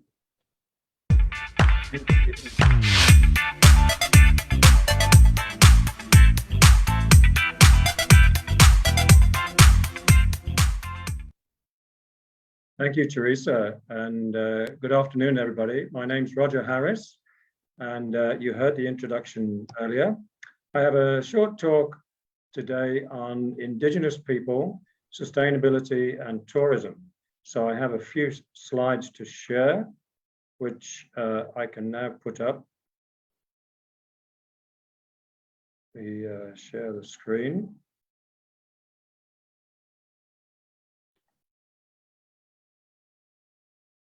So is my slide visible? Yes. Good. So there's my title, Indigenous People. I'm going to talk about tourism and sustainability. So to start, according to the World Bank, there are around 476 million indigenous people worldwide, living in more than 90 countries, and something like 75% of those in Asia. So indigenous peoples own, occupy, or use a quarter of the world's surface, and they safeguard 80% of the world's remaining biodiversity. Although comprising little more than 6% of the global population, they account for about 15% of the world's extreme poor. Now, unorthodox development schemes often fail to address the marginalization of indigenous peoples, so new approaches are required. So I want to talk about information and communication technologies, because over the last 25 years, I've been working with rural, remote, and isolated indigenous communities in Borneo to introduce them to communication technologies such as computers and the internet, and to help them devise and implement development projects of their own choosing. This has resulted in many dissolved education, social communications, agriculture, enterprise development, and cultural preservation. However, one of the most significant of these benefits has been the growth of community-based tourism. And this has grown from virtually nothing in the mountains in the interior of Borneo, where I work, to becoming a mainstay of the local economies, delivering many types of tourism to almost every household in the community. And the internet has played a vital role in this by connecting residents directly to potential visitors for marketing and information sharing by mainstream operators of the global tourism industry. It is run by the communities themselves, either as a full-time business or as an adjunct to their agricultural-based livelihoods. So being able to communicate directly with travelers cuts out middlemen agents and means that a greater proportion of revenues is retained by the community. So community-based tourism has been burgeoning across Asia, other parts of the developing world as well, often driven by aid agencies, governments, and individual communities with the purpose of creating employment, generating incomes, and reviving their economies. It's of special interest to indigenous peoples and other ethnic minorities who are often the poorest people in the countries where they live, but who feature regularly and prominently in the promotional material of the tourism industry. However, these people invariably fail to share equally in the profits that are generated by the tourists who are attracted to their homelands. So community-based tourism puts the control of tourism in the hands of the residents of popular tourism locations, and it secures a fairer share of the profits for them. It provides unique and authentic experiences for the culturally sensitive traveler who is eager to learn about new cultures from close encounters with them and to witness the sustainable lifestyles that are often lived by many indigenous communities. So turning now to sustainable development, and we can notice that the reasoning behind the global sustainable development goals is that development cannot be sustainable if it fails to protect the environment, and that the environment cannot be protected if development is not sustainable. I think this was well exemplified in Dr. Anil's previous presentation. And indigenous peoples have understood this for countless generations, yet unsustainable development continues to warm the planet's climate, and the greatest impact is being felt in the regions that are inhabited by indigenous communities. That's to say the rainforests, the Arctic, low-lying coastal areas and islands, and of course the mountain glacial regions that we just heard about from Dr. Anil. At the same time, however, there's a growing realization that indigenous peoples have been the stewards of these regions for millennia, and they are the best equipped to maintain the biodiversity that these places hold. Their traditional knowledge has much to offer to modern science in understanding both the impacts of climate change as well as the means of adapting to them. Accordingly, the currently accepted paradigm for sustainable development science is that it requires involving non-scientists. The global discourse on sustainable development is therefore shifting towards a greater acknowledgement of the role of indigenous peoples and local communities and their traditional territories in biodiversity conservation and climate change resilience. In Borneo, it is acknowledged that indigenous communities can maintain their roles as stewards of the environment as long as they are allowed to maintain their traditional lifestyles. And this is where the technology comes in, excuse me, because information and communication technologies reinforce the ability of indigenous communities to retain the essence of their traditional lifestyles within the context of 21st century developments. So by building upon the innate hospitality of such communities, community-based tourism incentivizes environmental and cultural protection at the same time as generating much needed revenues. Through community-based tourism, more tourists are exposed to sustainable lifestyles and are able to better understand the environmental stewardship role that is played by the indigenous communities, as well as appreciating the natural beauty of their threatened surroundings. The COVID-19 pandemic has highlighted our dysfunctional relationship with nature. Some of the observers hope that the pandemic will instigate action to address ecosystem degradation and biodiversity loss. Indigenous peoples offer untapped potential for understanding how we are shaping resilient solutions to COVID-19 and similar threats into the future. It is estimated that half of the world's GDP is highly or moderately dependent on nature. A focus on nature can help us understand where pandemics come from and how the socio-economic fallout from the crisis could be mitigated.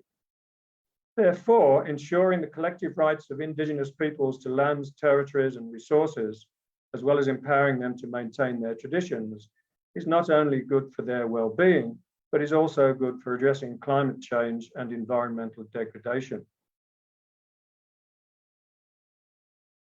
So my last slide, I want to address the concept of virtual tourism, which has several meanings. I'm not going to expand on all of them, but just to say that the COVID-19 pandemic has upended the travel and tourism industries, as we've heard. Just to remind you, global tourist arrivals are down by almost 90%, putting more than 41 million jobs at risk. International passenger air traffic has all but disappeared. In the absence of travelers, some industry players are turning to technology to keep would-be visitors interested and to prepare for the long road back to recovery. So virtual tourism, which began as a temporary stopgap measure, may now become a long-term tool in today's world as shaped by the COVID-19 pandemic. Virtual tourism uses technology to allow would-be tourists to visit real places without leaving home, to explore new areas and plan real trips, and to visit areas that are inaccessible. This slide, by the way, is a 3D picture of the Himalayas, the Everest region, and it accompanies an individual who's currently climbing up there and sending out his location and images in real time as he's doing it. So in the virtual sense, you can join him climbing in these mountains. So it's therefore a natural extension to what I call eCBT, or electronic community-based tourism. And indigenous communities that are equipped with suitable technology and capability can now generate revenues by selling tailored, personalized, and interactive virtual tours online. The other picture at the bottom there is a friend of mine who is a tour guide, a very active tourism operator in the mountains in central Borneo, and he takes his camera everywhere and wherever he goes, hiking the trails and up and down the streams and the rivers and the waterfalls in central Borneo, all of which goes out online and live. So to conclude, the pandemic presents a threat as well as an opportunity. The opportunity for the world's most marginalized communities, that's to say indigenous peoples, arises from a combination of poverty alleviation through virtual and personalized community-based tourism, together with greater popularization of their vital role as guardians of the planet's most critical environments and stores of biodiversity. That's the end of my presentation. I'd be delighted to take any questions. Thank you very much. Thank you, Dr. Harris. I think that has been very insightful. Let me move on to Mr. Khem Lakai. Khemji, my question to you is, considering your vast experience working with PATA and even running your own training organization, what do you think is the impact of pandemic in the industry as a whole? And I'm not talking about the regular conversation. What are people not talking about with respect to the short-term and long-term effect of the pandemic in tourism industry? Thank you. Thank you, Ms. Thryza. And thank you all the panelists. I would like to start with this. I think part of my answer is now responded by Dr. Harris. It was really, really intriguing because this is the direction that I foresee that tourism is going to be. But to start with, what the people are not talking about is the result that we have today is the collective karma of yesterday. And if we have to go back to the evolution, I mean, this whole human history to understand this. This didn't happen for the first time. And so going forward, many people in this world, there are people who understand the trajectory and then how do we move forward, and they strategically plan what to hope.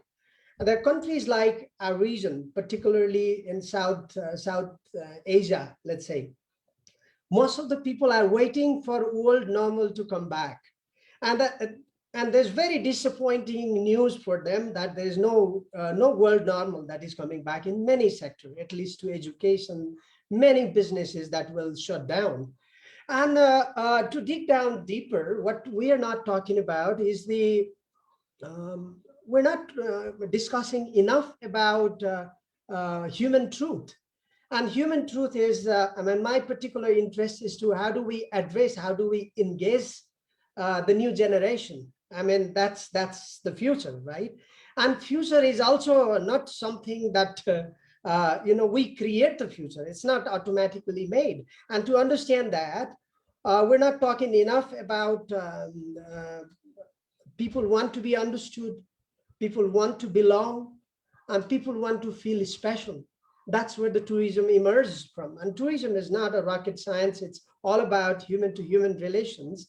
And we have to be willing to visit the very root of this tourism. And that very root is the human connection, deep connection, the genuinity of heart-to-heart connection, and be willing to explore the sight and sound in such a way that we are conscious. We're not doing that for Instagram. We're not doing this traveling for Instagram and 5 days all Europe tour. That will disappear for sure.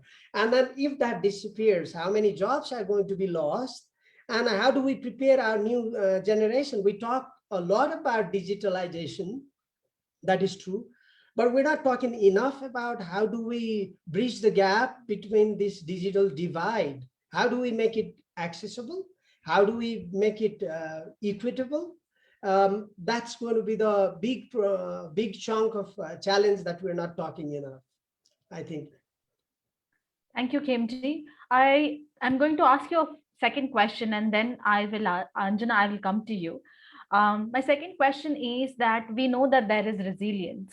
We work with Blincventures. I've seen organizations changing directions, adjusting their business model to survive and to sustain in the long term. So can you highlight few models of tourism companies that have shown resilience in the most unexpected ways? That's a beautiful question. I mean, I would like to see a world view first. I mean, if you see last week what happened in a city of Vanish, they decided that we no longer want those big cruise lines to come and thousands of people who were flocking but buying almost nothing. For example, that was a major decision. And people who were tired of over tourism, they say that it's not the over tourism that we don't like it. What we don't like is that people come for without purpose. They're just there. It's like a human doing, not the human being. And so what they're offering is, come to our town, stay for a month. It's not about money, but we want you to stay with us. We want you to understand us, and we want you to understand what we do, how we live, and what we value.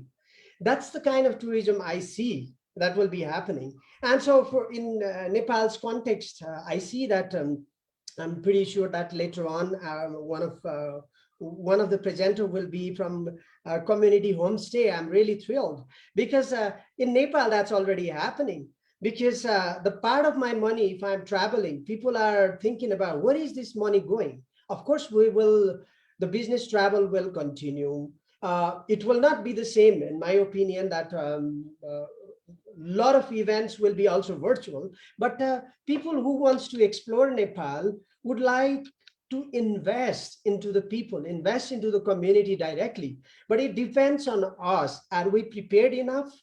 Are we prepared enough to understand that there will be a new gold standard on biosecurity? For example, your travel will, your requirement will be completely new. But how will a nation like Nepal will transit from this normal, the world normal, to these new gold standards? And that's going to be the challenge. Yes. Thank you, Khemji. My next question is to Anjana, and Khemji, I will be coming back with one more question to you.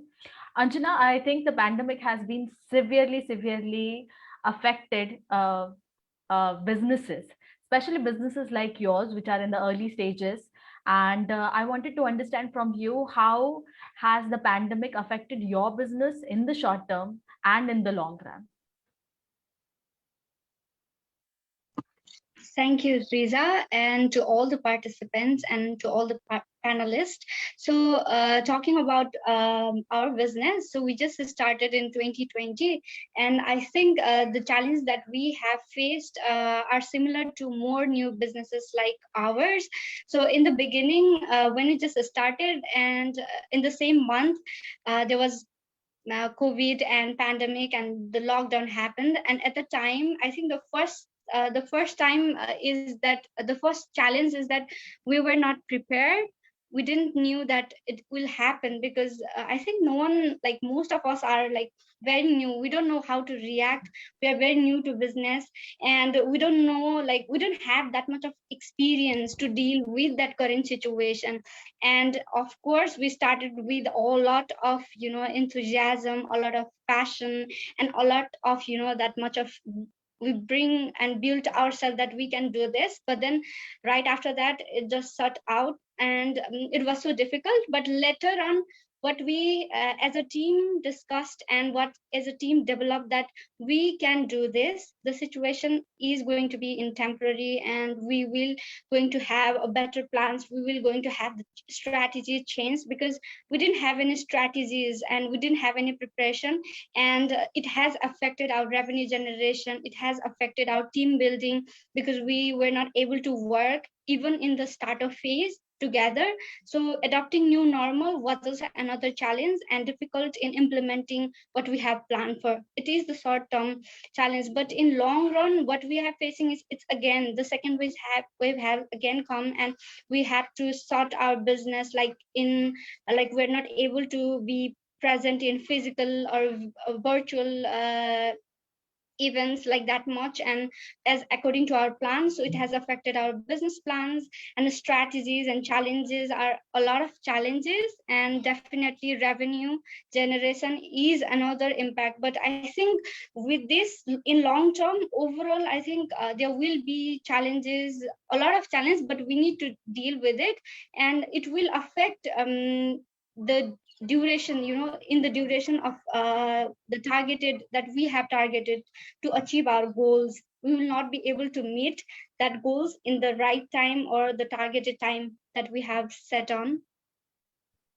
So these are the short-term and long-term affected. Okay, so very direct questions. You are currently battling these challenges. So what steps are you taking, or how are you working on ensuring that your business survives in the long run? Like, how are you using your current time, or how are you preparing for the for post-pandemic phase? Okay, thank you again. That's a great question that we have been experiencing in that stage. So initially also, after lockdown, so what we did was we focused more on our self-development, planning, researching, and, so trying to build a prototype. And, even though we were working from our own home, so we tried our best to make prototype and experiment and participate in the sessions. Like Blincventures organized a lot of sessions that are related to business and social media marketing, and that was really, really helpful for us. And so we implemented that part into our business, and then we realized that after that, the current situation is the transitioning phase into the online businesses. People are trying to adopt the new normal, trying to experience the online shopping experiences. So I think, and then we found that I think this is the right time that we should be focusing more on social medias. And because there is, we only had like around 3 to 4 months offline or stalls, but most of time we were into online and focusing. So, and then in this phase also, we are also planning for, to move into like more focusing more on social medias, Instagram, Facebook, TikTok is also, very famous.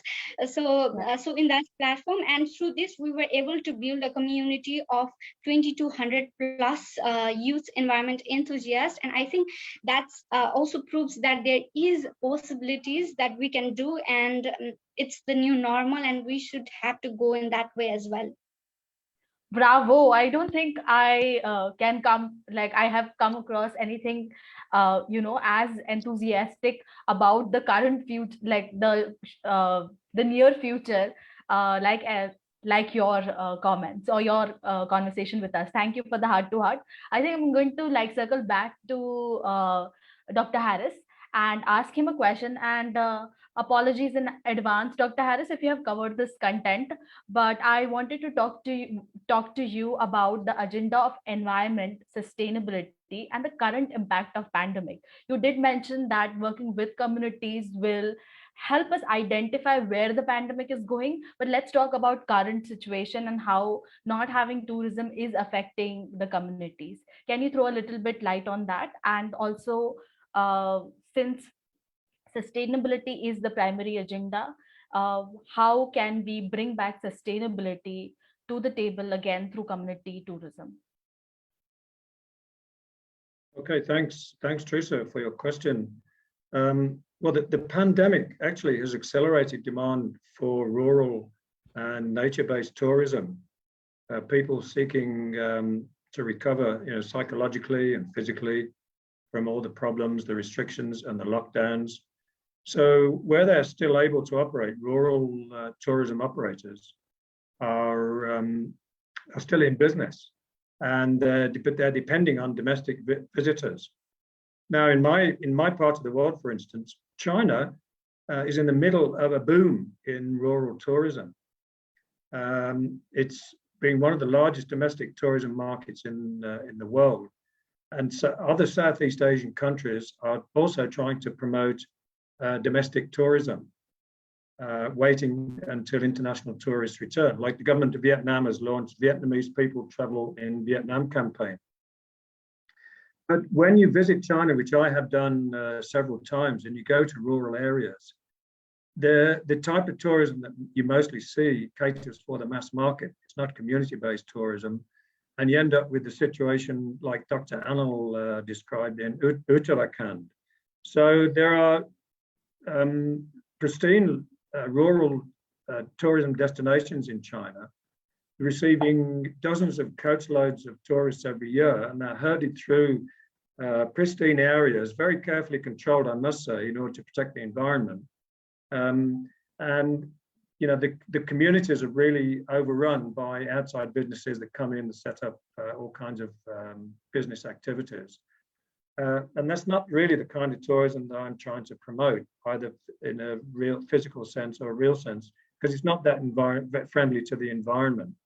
And the slippery slope on that type of tourism is the next thing that happens is a glitzy hotel opens up, and then it's a golf course, and then it's a casino, and the local attractions are completely subsumed by the artificiality of this type of tourism.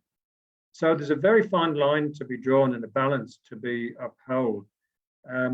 But where tourist operators work in conjunction with local communities rather than trying to take over their local assets, I think fruitful results can emerge. And a lot has to do with limiting access. Mr. Khem mentioned about over-tourism. There are many, many other places around the world that are suffering these kind of problems. And the only answer has to be, you have to reduce access.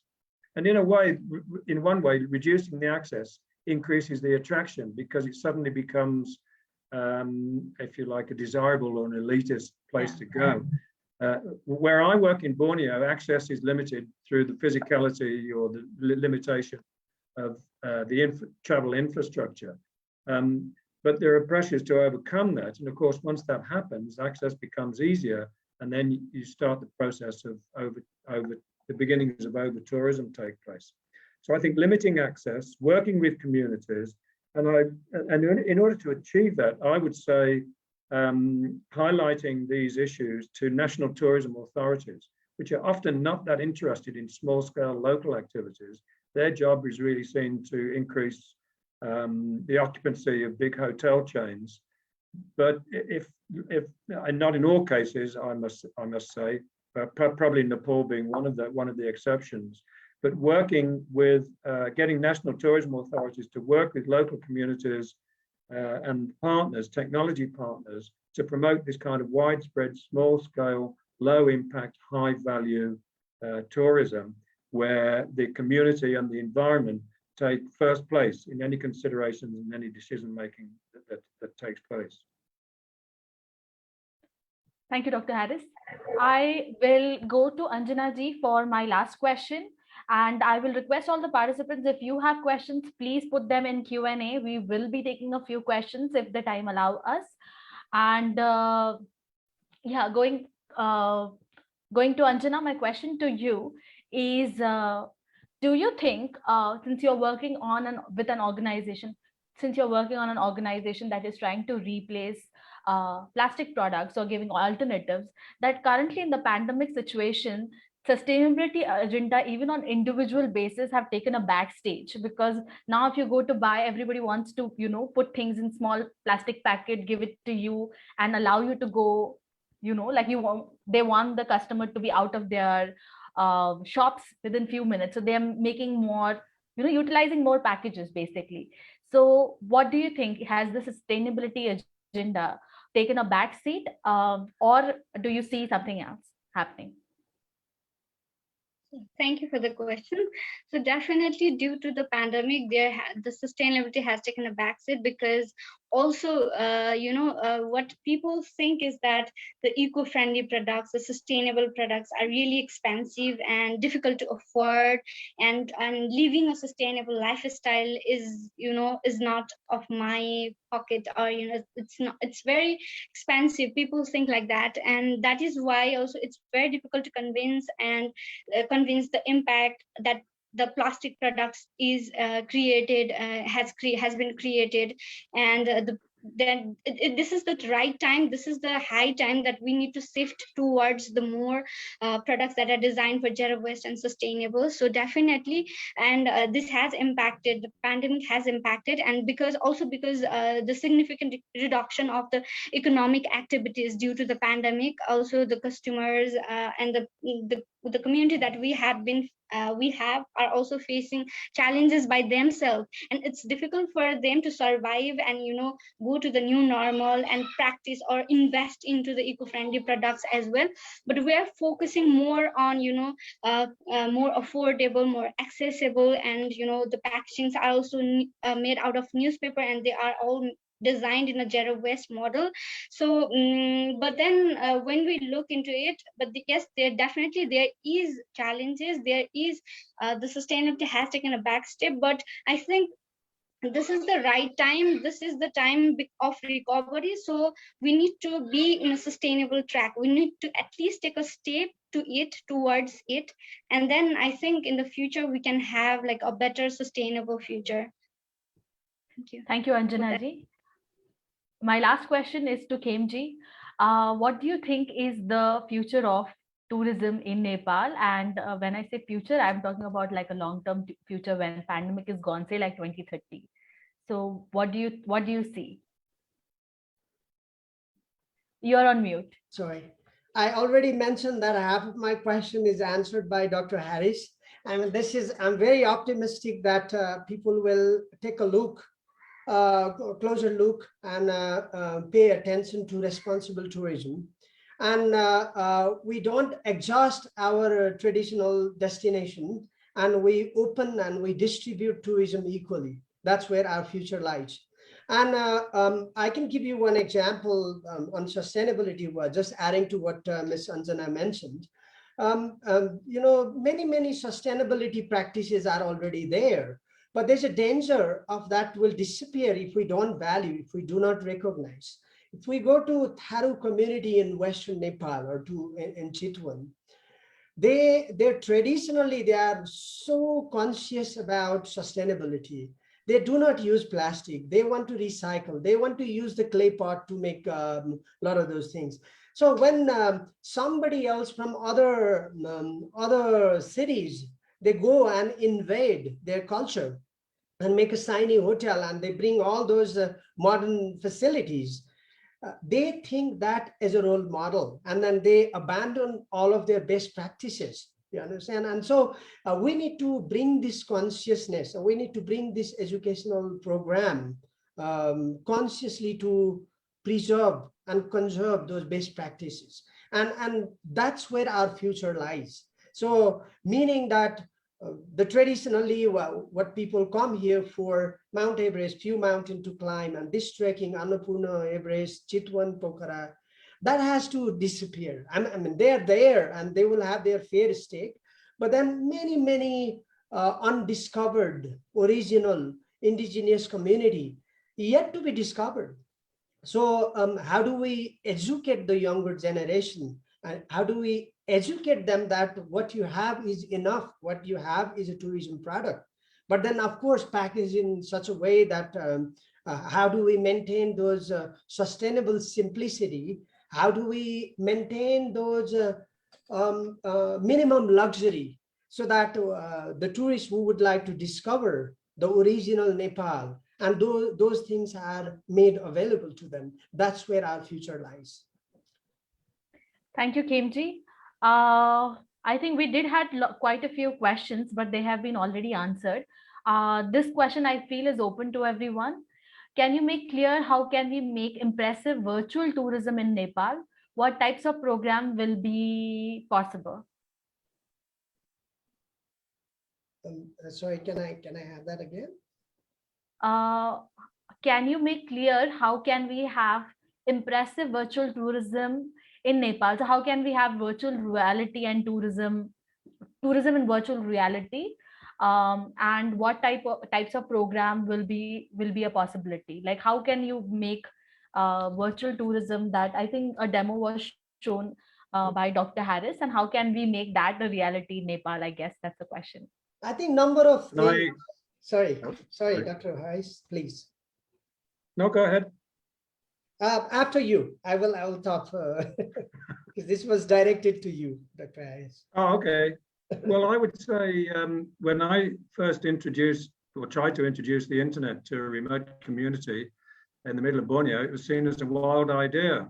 And I'm getting the same feeling talking about virtual tourism in the way that I envisage it, as a personalized, interactive, self-curated, tailored experience. So my answer is, how do we make it reality? My answer then was, well, one community at a time. And I think that's the way to approach a concept like this. But by getting at least one good, solid demonstrator that really encapsulates all the benefits that you're trying to capture. So to do that, you need a receptive community. And I think that I've visited many all across Nepal. Everywhere I've gone, people are receptive to new ideas and they're anxious to look very seriously at anything that can improve their situation. But secondly, you need partners, a range of partners from all sectors, business, environmental, NGOs. You need politicians on board, and you need government officials. But I think more especially, coming back to some of the comments that we heard right at the beginning of this session, of this event, bring in youths, bring in the youngsters who have got the energy and the vision to create something new, to make it work for them and their communities. And also youngsters who have the technology skills, who can handle what's needed to make such events happen. I mean, what we're doing now is in a way as an example of virtual tourism. It's a particular type of tourism, but it's virtual and it's working well. Now, I'm well past the age where I'm comfortable with the technology. So you need youngsters, you need young people straight out of university to get out into the field, take their technology skills with them, engage with communities, recruit partners, identify opportunities, and just make it happen, and then go out and shout about it, tell everybody, and they will start knocking at their doors. Thryza? Thank you. Khemji, do you want to add anything? Yes, I mean, what I would say is that you need the combination. I mean, when the young people who has got access to technology, and you need a storyteller, and you need an enabler like yourself, who has access to this wider audience. I mean, let's say a festival, Pada Nepal is doing a festival calendar, for example, and we could have those festivals listed there. How would the Newar cultural festival takes place in Nepal? I mean, the actual virtual festival could be there online for people to enjoy, right? And then delicacies, their ethnic cuisine, the number of things they could do. That's what I would like to say. Thank you, Khemji. I think our time is up, and I would like to very quickly summarize. And sorry, Anjana, I think the whole conversation was dominated by tourism.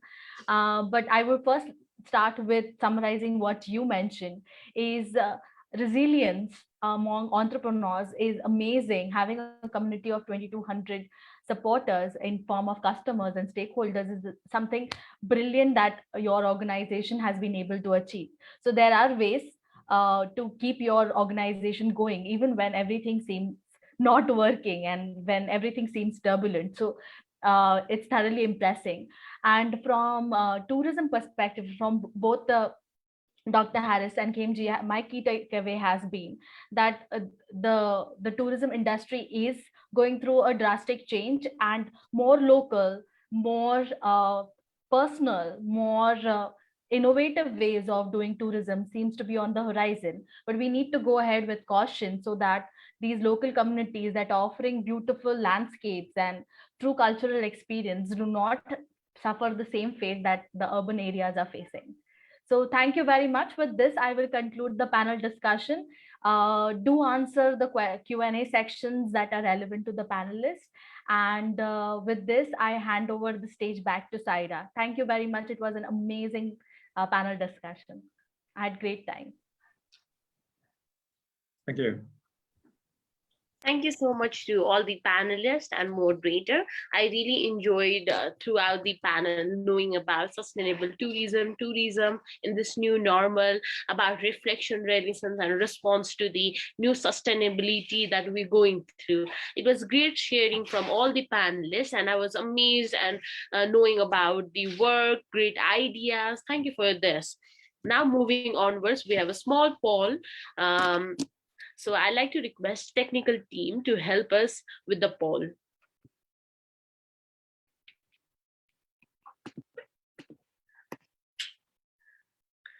Hand on heart, are you wearing pajamas right now? The options are no, 100% yes, business on the top, pajamas on the bottom. I literally took them a minute ago. So what would be the option to you? For me, it's a no. Let's see what are the options relevant to you. I'd like to request all the audience to submit their response.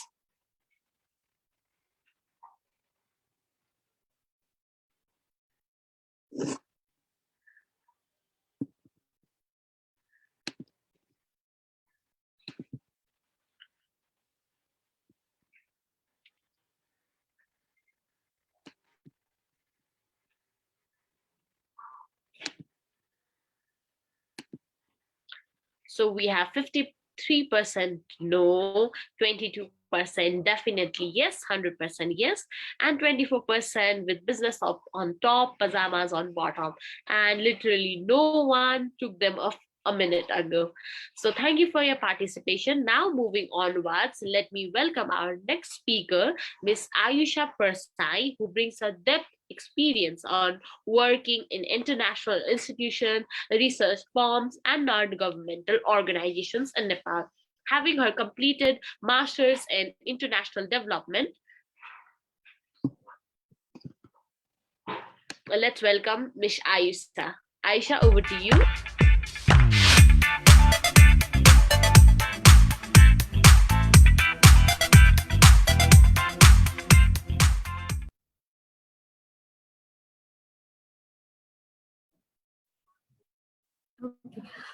Namaste and good afternoon from Nepal.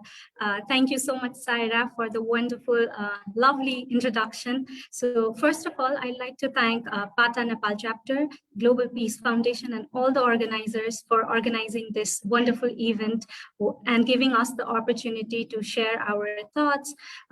Today, I'm representing Community Homestay Network, and I'll be sharing on how a social enterprise can make a difference in communities through tourism. So echoing with all our panelists and speakers, we also believe that responsible and sustainable tourism is the future, and from past few years, we've been working towards it. So let me share my slide with you and discuss about it further.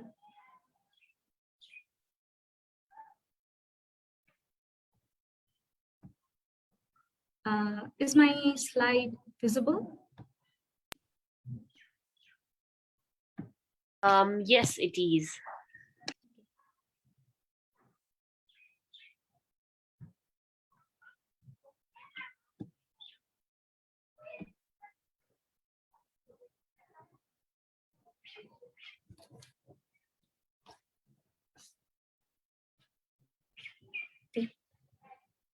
So today I will be explaining more on how Community Homestay Network has been promoting tourism via Homestay Network. So when I'm talking about community, we focus on rural communities, and also when we talk about community homestays, we try to prioritize community homestays that are different from individual homestays. So in Nepal, at least 5 individual homestays have to legally registered under a local government to form a community homestay.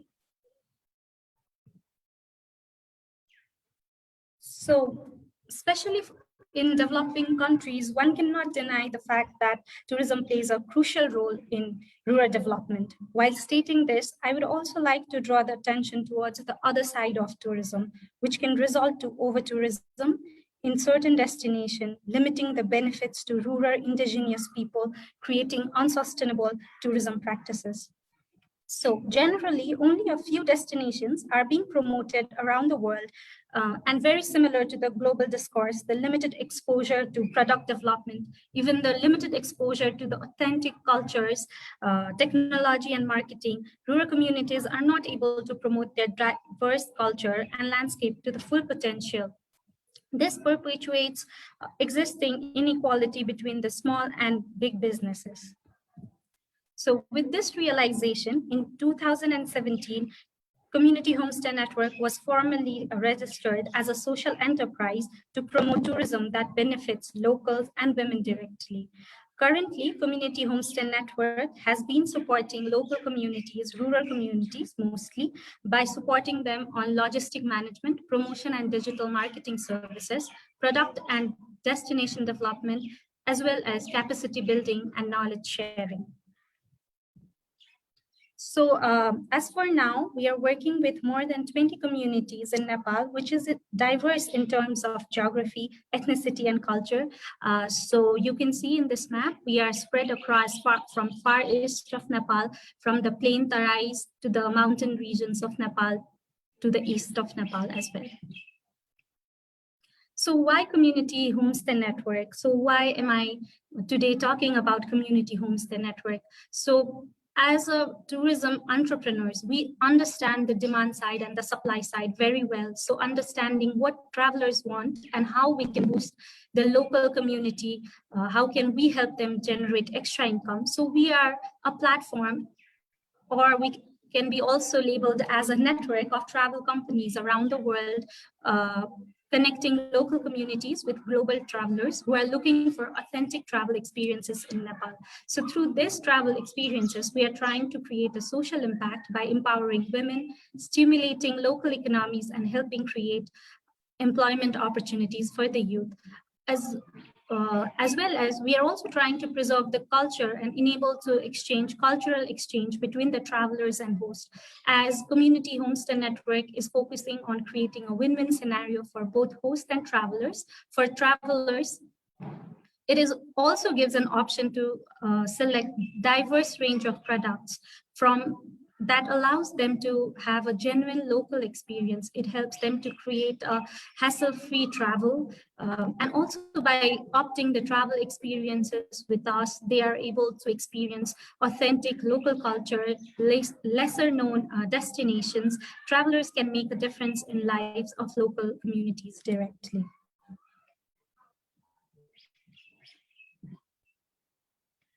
So as I mentioned before, like how can travelers impact the local communities, and some of the problems that I have stated before are some of the crucial problems or challenges we thought is very important. But I would also like to request all our participants to write what can be some of the other crucial points or problems that has to be addressed as soon as possible in our chat box, so we could discuss that during our Q&A session. So while talking about why we are important to bridge the gap between the locals and the travelers, I would also like to explain our business model. Our unique business model has been helping our local communities, not just the host, but also the overall community to develop through community development funds. So we have 85% of the revenue that comes through us goes to the community. So within that 85%, we have 80-20 model, which ensures monetary contribution is made for the community development fund. So when I'm talking about 80-20 model, so 80% of the income goes directly to the host families, but 20% goes to the community development fund, where communities utilize the fund to uplift the overall community and benefit them through the creating harmony. So remaining 15%, we work, we take that revenue to cover our work in product and destination development, marketing and promotion, training and consultation to the locals, and management and coordination of reservation. So when I mentioned it before, I mentioned that we have legally registered as a company in 2017, but our journey goes back to 2012 when our parent company, Royal Mountain Travel, started it as a CSR project. So with the motive of women empowerment and responsible tourism, it all began with a one house in Panauti. So after that, in 2013, 10 new families joined Panauti Community Homestay. We also added another community, Nuakot, community within our network. So in 2014, we established a new model of community homestay in Barauli, a rural Tharu village. In 2015, we set up a communityhomestay.com, a portal where we could give local businesses international exposure for increasing number of community homestays. So in 2016, a first dedicated staff was hired for community homestay project. And the staff who was hired in our project was from the community itself. So in 2017, Community Homestay Network, as I said before, was legally registered as a company. And in 2018, we won a competitive grant from Booking Booster. And in 2019, we have been very fortunate enough to expand our network across Nepal, which has reached 22 communities. And we also won IIPT Award for Resilience through Cultural Diversity. And we've been working very hard to establish several partnerships around the world. So in 2020, as we know, pandemic has hit a lot of enterprises, and especially for tourism industry, it has been a very difficult phase. But in response to COVID-19, we initiated a project to support tourism-dependent communities to diversify their income. And in 2021, we were able to win SDG Global Startup Competition. So as I mentioned, even in our journey, that we have been very fortunate to receive various awards, and we are very grateful. And these awards have been a motivating factor for us to enhance our work in community-based tourism development. So, but all of our effort wouldn't have been possible without our partners. So we have been working with some of the renowned global and local tour operators to divert travelers to lesser known destinations. So what we are trying to address is the problem of over tourism here with promoting community-based tourism, as well as we're trying to bridge the gap between the locals and the travelers by providing them a platform as well. So we have our online presence partners, and we have been very fortunate to have constant organizational partners like Booking Booster, Royal Mountain Travel Nepal, and Planetara. So with this strong partnership, we are aiming to expand our network and reach 50 communities by the end of 2022. Through this platform, I'd also like to express that we are always open for networking and partnership, and hope we will, since we are all like-minded people, we'll be able to help each other to make a better world to travel, and we will be able to create responsible and sustainable tourism post-COVID. But all of our work wouldn't have been possible without the young team. And I think today's webinar means a lot to us as we are trying to focus on youth leadership, sustainability, and tourism. So I think what we represent, what community homestay represent, really resonates with the theme of the webinar. So we are very thankful from our side for inviting us today. Thank you.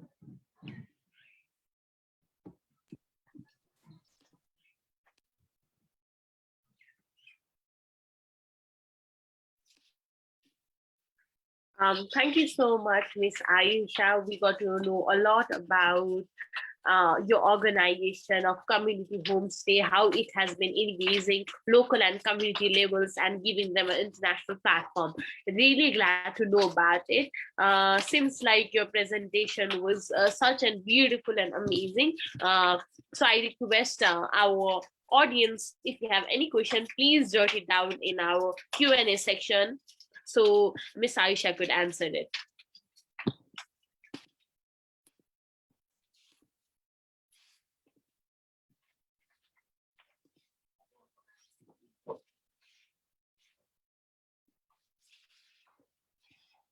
So I also had a question in my mind. I was waiting for our panelists to ask.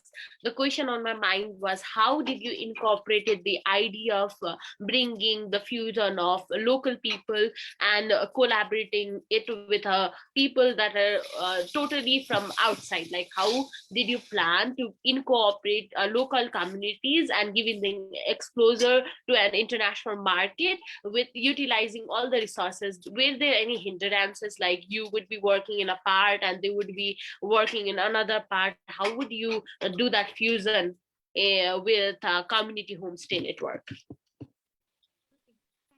Thank you for the question. So actually, how we started Community Homestay Network is with the vision of our chairperson.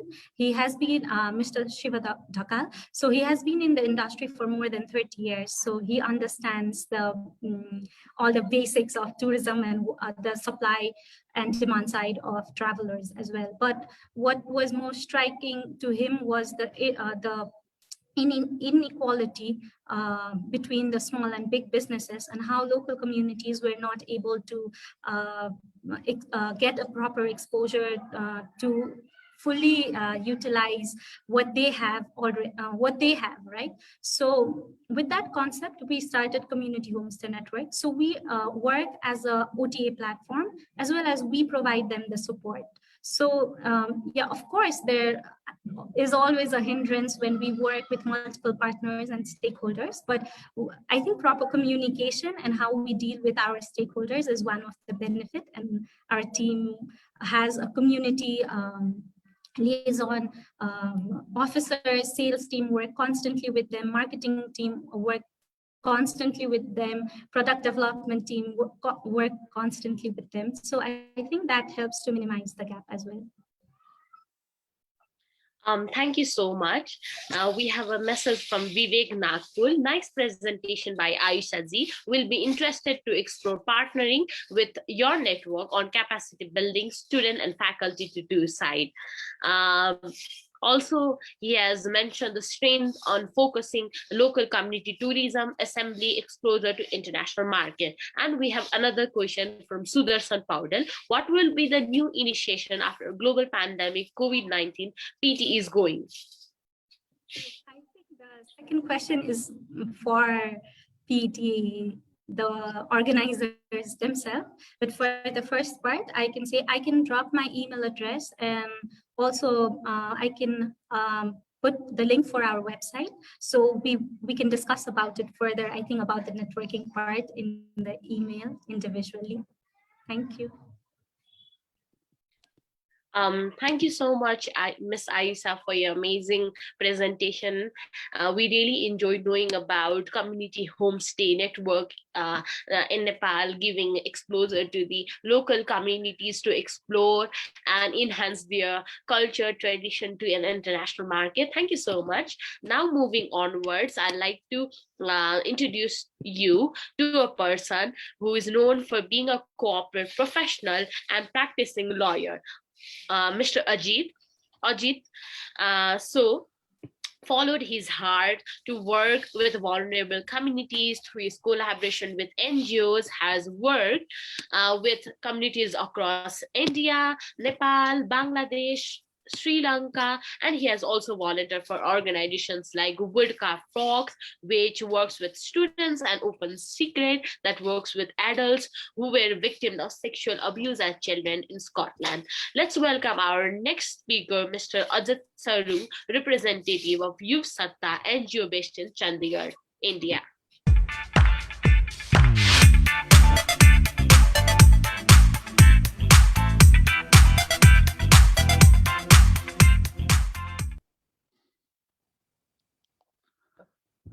Hello, everyone. After listening to Mr. Khem, Lakai, Professor Roser, and enthusiasm of Anjana, I mean, I am in the flow. I don't feel like speaking anything, because actually I want to personally visit them and see how much wisdom and how much enthusiasm they carry in their work. But at the same time, I have to just do justice with Yuvsatta, whom I am representing today, whose coordinator, Mr. Pramod Sharma, who hardly sleeps for 3-4 hours because he's so restless about bringing peace and bringing change in the environment around us. So yeah, thank you very much for giving me this opportunity.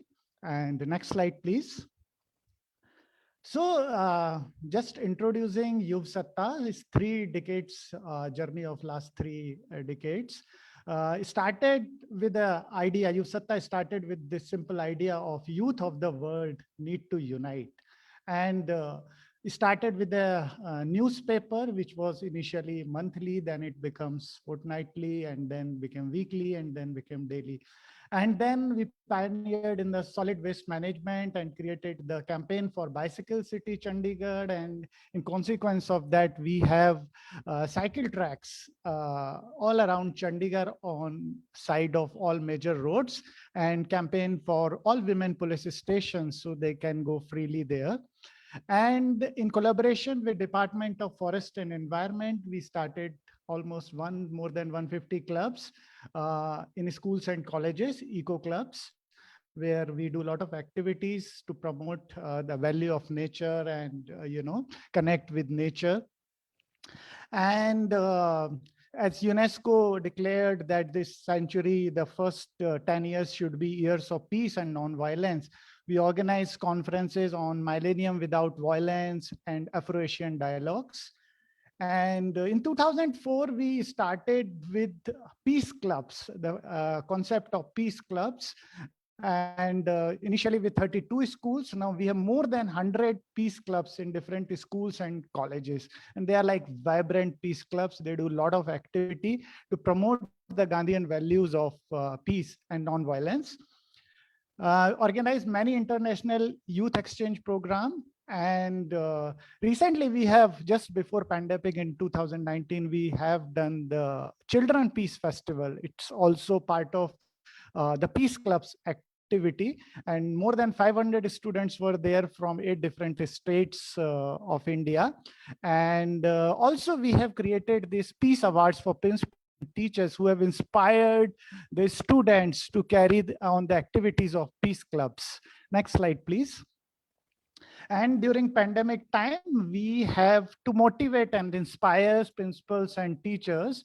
We have given awards to those principals and teachers who have done excellent work for the mental health of the students.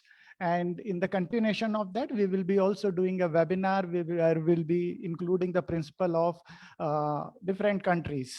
And coming to this exciting Global Youth Peace Festival, which I'm really happy, and like I'm really happy that we continued from 2006, starting with this belief that there are capable young leaders in every global community, and they are the agents of change.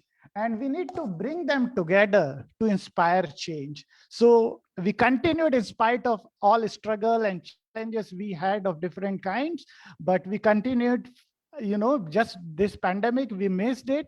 But before that, we continued for 14 years. And what we do in Global Youth Peace Festival. So I think the first thing when any group comes, the first thing is community building. And to build this community, we do a lot of cooperative games during Global Youth Peace Festival. And it's like a lot of fun there. And personally, you will see me there when all these things of jumping and doing fun things. So I am around there. Participatory workshop. Once this safe environment is created where the youth feel connected to each other, we do a lot of workshops where basically to bring out the voices of the youth. And you cannot make people sit and listen for a long time. So there are a lot of action-based activity to, and they visit communities and nature walk. And yeah, but just see what happens in action. Just 100-second video, if Ramji, if you can play, so people can see that what exactly happens in Peace Festival.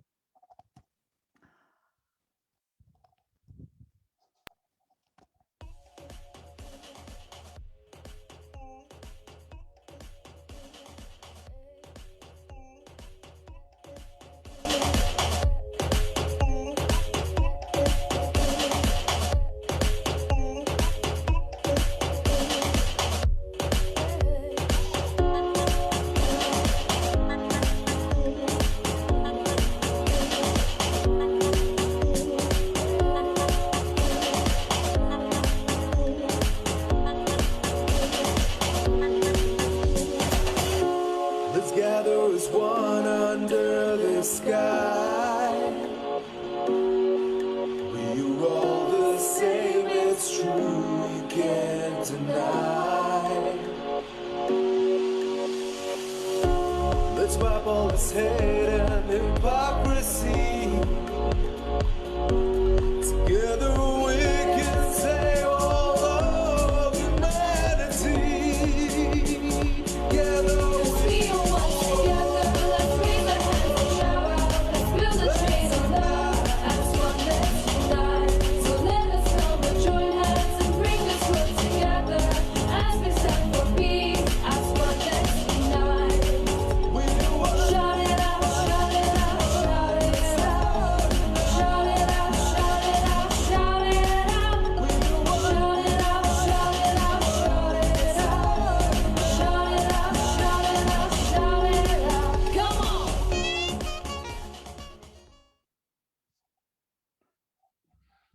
Yeah, thank you very much. Do I have any other slide?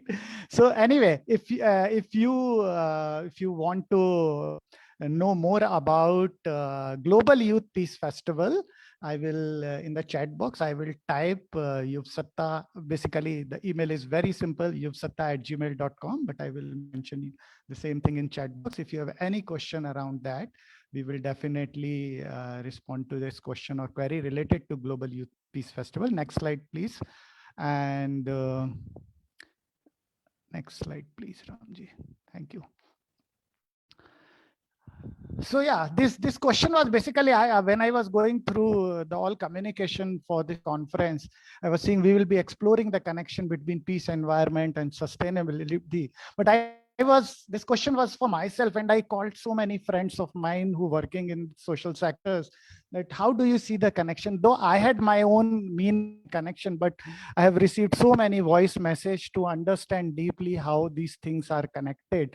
And when I was listening to Mr. Khem, Lakai, and he used this word equity, and this new normal will, it will not come. This normal situation will not come, and we need to learn with this volatile and unpredictable situation. And when I was listening to Professor Roger, and when he used the name indigenous, and I was thinking that when this tourism and those things we were talking about giving different meaning to tourism. So I was just thinking that this is also the time when people are saying how you people are preparing for the coming days. And I was listening to Anjana, and I have not seen any kind of concern, but like this resilience that how she's dealing with and preparing for the coming situation. It was really inspiring. So I was also thinking that if we work with children in this present age, and school children, and give them the new meaning of tourism, that will definitely, and don't become the consumer. So I think that's the new learning for me. And I was listening to these three people, and hopefully if things we know that this normal things will not happen, but if it happens, we will be meeting in 15th Global Youth Peace Festival. And this time we are planning first time out of India in Kuala Lumpur in International Youth Center in Malaysia. And if you have any question, please visit our page and website and write to us. And thank you very much. Thank you. Please visit next Peace Festival and present your work and connect with like-minded people. And this is what the journey that happens in Global Youth Peace Festival. People comes, connect with the people from different countries, and take their journey forwards of collaboration and working together. Thank you very much.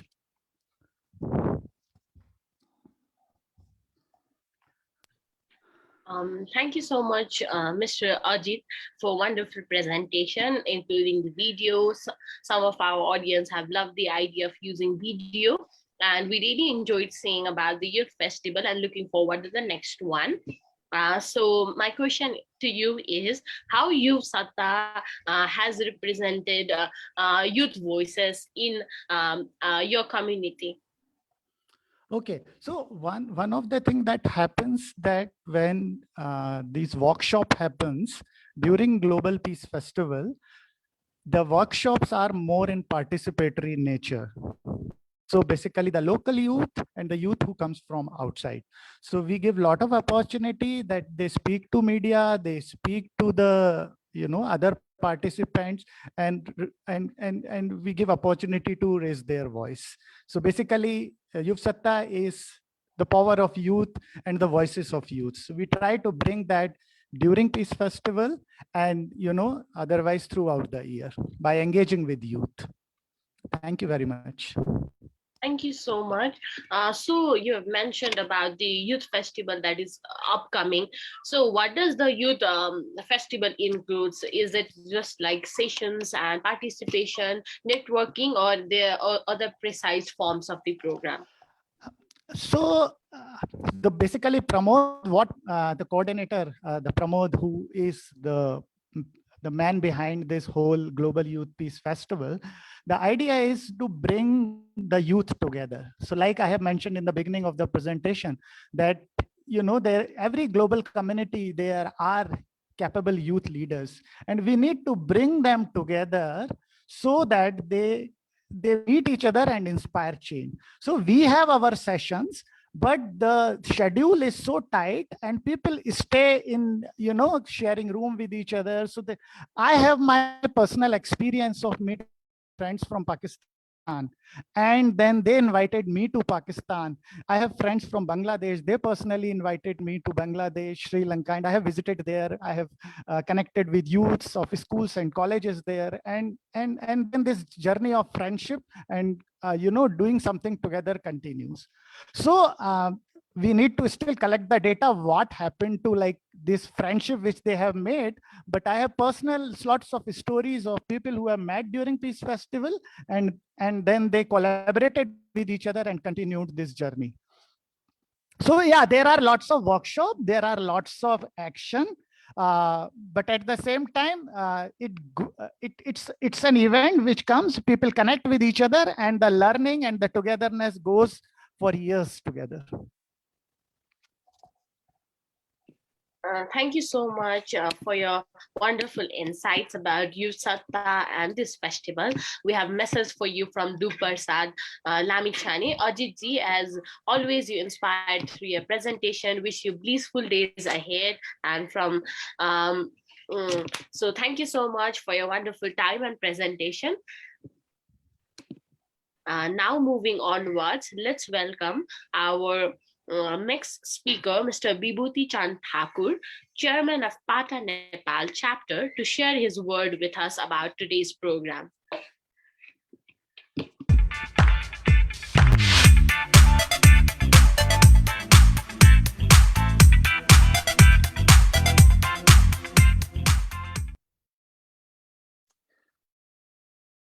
Thank you, Saira.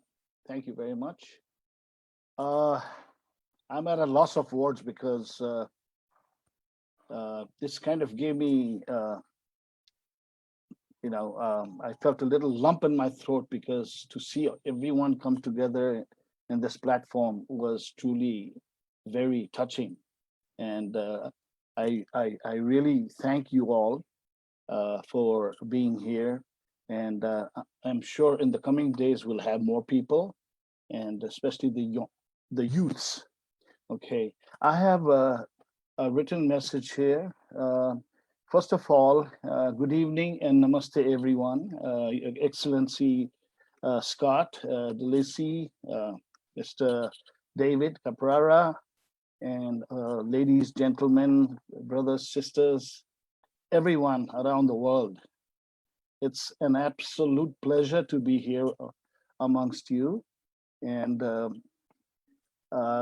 to say a few words at the end of this webinar on peace, environment, and tourism, organized by the Global Peace and Development Service Alliance in collaboration with PATA Nepal, Blincventures, and other esteemed institutions.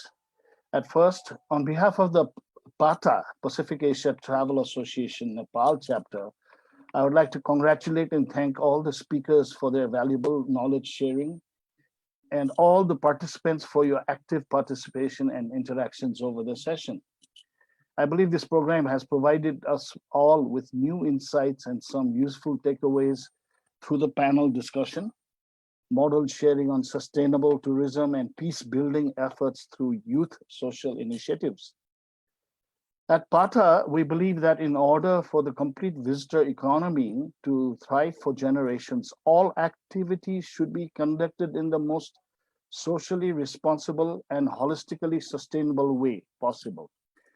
Our commitment to sustainability is the foundation and the very base of the association, and we have been consistently advocating with engagement rules for the sustainable and responsible development of tourism at national, regional, and international level. More than ever, the global pandemic has helped challenge all three pillars of sustainability, that is economic, environmental, and social well-being.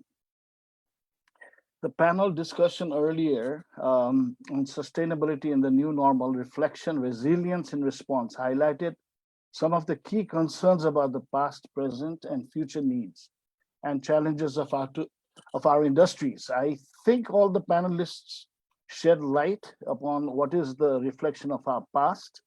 It's a question. Why and how we should maintain resilience at present. What should be our response in the future?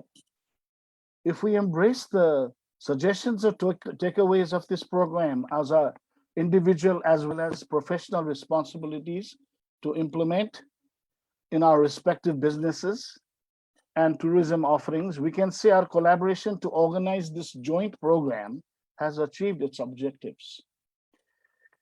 Working together in progressive harmony is now the key to overcome these unprecedented challenges.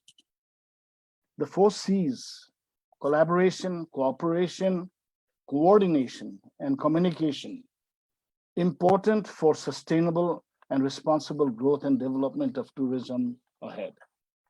More than ever, regardless of our egos and differences, we have to embrace one another and come together in this joint effort.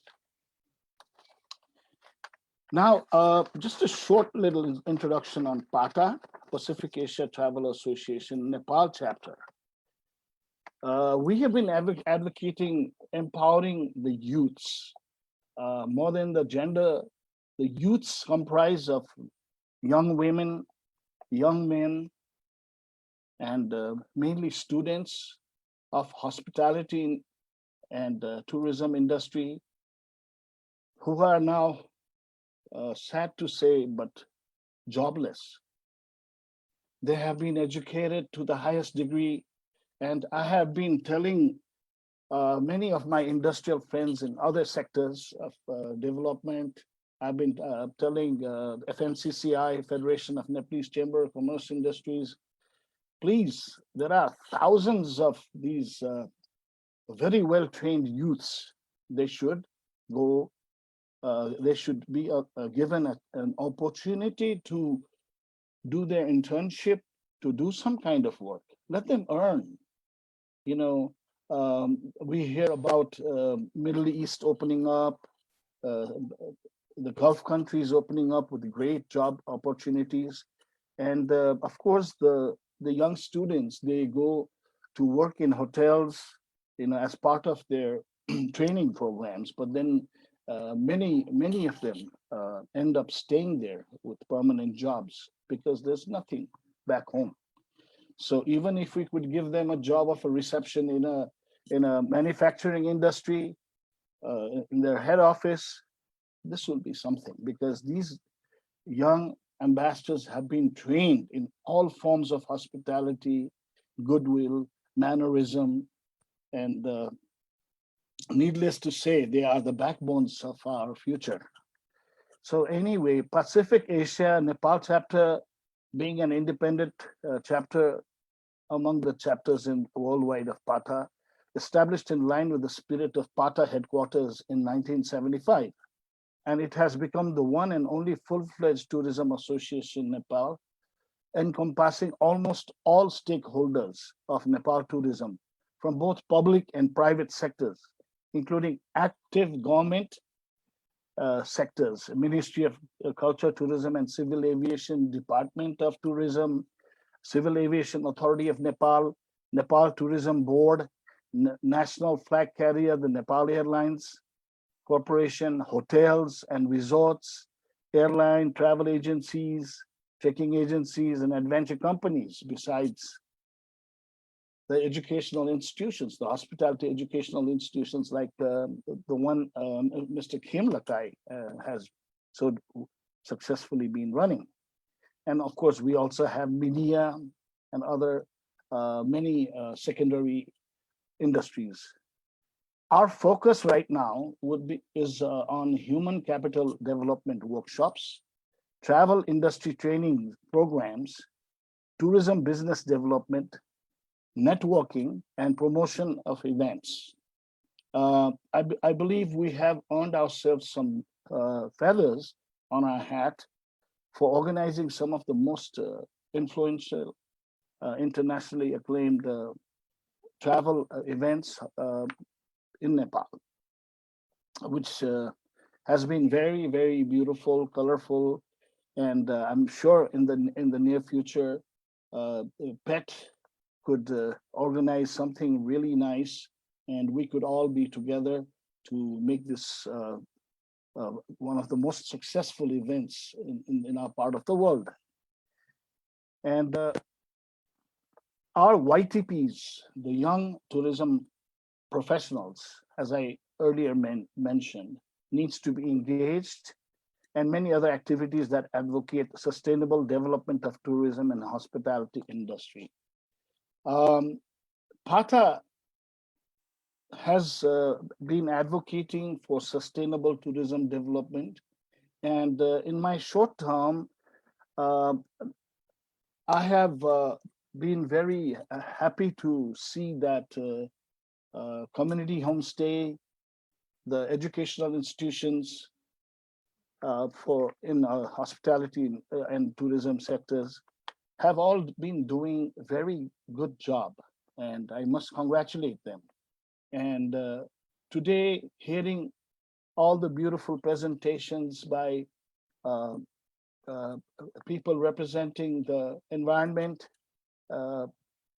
and other sectors, we feel that this has to go on, and the new generation, you have to take a lead.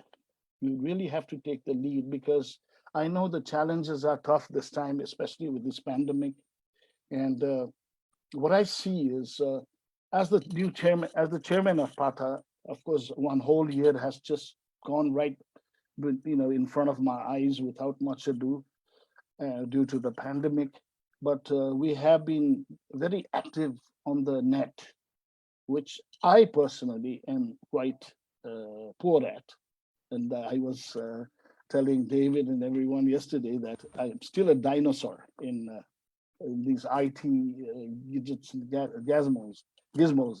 So my daughter sometimes helps me here to get connected properly. And of course, when I became the chairman, I decided that I am going to let the whole young team lead the way. I will lead from the back. I'll be the shepherd. They will lead the way, and I will follow them. Sunil, our immediate past president, he was among the team. He embraced us all, and he took us all together, the young, the old members, especially the youths. He embraced them and took them forward. When it came to my turn to become the chairperson, I said, no, if I have to lead this young generation, I should be smarter than them. I should be able to teach them something that is completely new and useful for them. And teaching them the old ways and old systems will be like teaching them history classes. So I believe in youth empowerment. The youth consists of both men and women. And this beautiful platform, PET, this is something which has really, really opened up my heart and my mind. I'm 61 years old. I have been in tourism for nearly 40 years now, but I have never really been involved in an organization as yours. And I congratulate each and every one of you. You have been very responsible in your actions, in your commitments. You are not here just to show your face and give a lecture. You are here to address the issues and problems that the world is facing today. We need to move ahead with your guidance. Please, let's lead the way. Please lead the way. And we are always here with you. But I really wish to thank all of you. And it's just been a wonderful last few hours with you all. So God bless you. I wish you all the best. And remember one thing. Yesterday I was saying the 4S: safety, security, sanity, survival. This is what came to my mind when we were under lockdown for the first time last year for weeks and weeks and weeks and weeks. And we didn't know where we were heading into. And as we opened the TV, there was nothing else but pandemic. So why did I say safety? Safety with a mask, with sanitizers. When I go out of the house, I wear 2 masks, double masks. When I come back home, I wear single. And when I'm in the room, no mask. This is heaven for me right now. And then the sanitizers, the medicines and all. And then the security part. You know, there were so many job losses last year because people didn't know what was going to happen. They had to eat, and there were these very poor daily wage earners who lost their jobs, livelihood, and they had no option. They tried begging, they tried to, ask for help, and help was too far away for them. So they decided to help themselves, and that's where the security breach was recorded in many places. And so, but security is security. So how do you stay secure? Don't let them come in and take what they want. Go out there, give to them. Give to them. You know, if you see a poor man on the street who's jobless, a poor lady, give them something, because it's always important in life to walk the extra mile. And then sanity. Where it came to sanity, there was a time after about 1.5 months of lockdown, I thought I was going crazy because we were under complete lockdown at home, and my house is a little small. So I was beginning to think that my house is a space capsule and I'm traveling to Mars. And if I go out, I could die. So basically that's what happened. And then survival. Some of the people who lost their jobs started planting vegetables at home instead of flowers. So this is exactly what happened. It was an amazing experience. So anyway, these are the 4 S's. And remember the 3, that was the 4. Now the 3-legged stool idea, the concept: youths, ourselves, and then the leaders, the leadership of the nation. These 3 are the legs. These 3 legs help the stool to stand. If one leg is removed, the stool can collapse unless you forcibly take the stool with 2 legs to a corner and make it stand. So this is my own observation and my own theory. But of course, we are here to listen to you all. I look forward to joining you again, and I promise you I will not speak so much next time. God bless you all. Namaste. Thank you, Saira. Thank you so much, Mr. Bibhuti, for your wonderful insight about tourism, about youth, and about how to sustain using those 4 years about safety, security, sanitary, and survival. Really glad to know about these 4S concepts.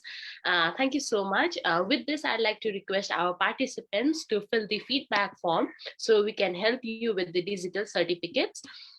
The link has been posted on the chat box. Thank you so much, Mr. Bibhuti.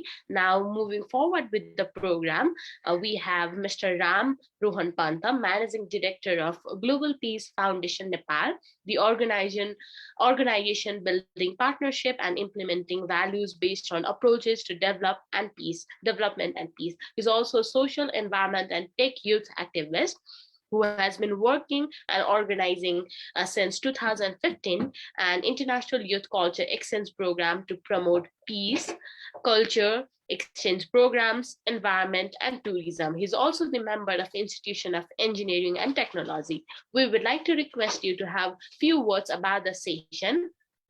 Over to you, Mr. Ram.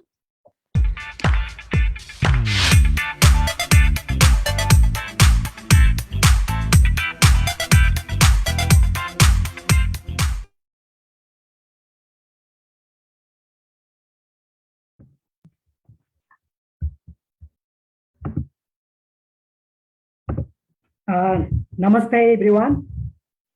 Thank you, Saira, for your wonderful moderation of today's program. I'd like to also acknowledge presence of our co-chair of Global Peace Development Service Alliance, Mr. Jinsu Kim, through our program here.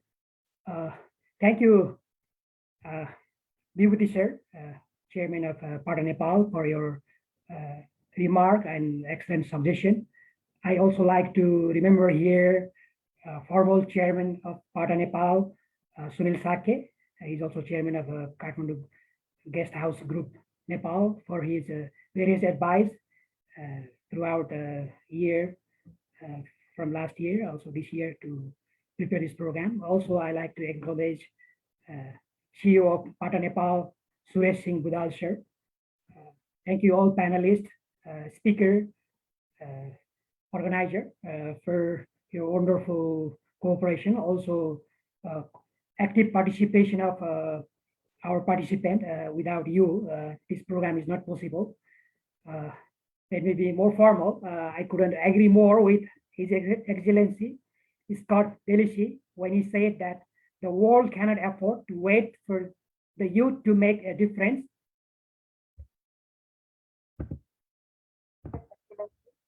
Scott DeLisi when he said that the world cannot afford to wait for the youth to make a difference.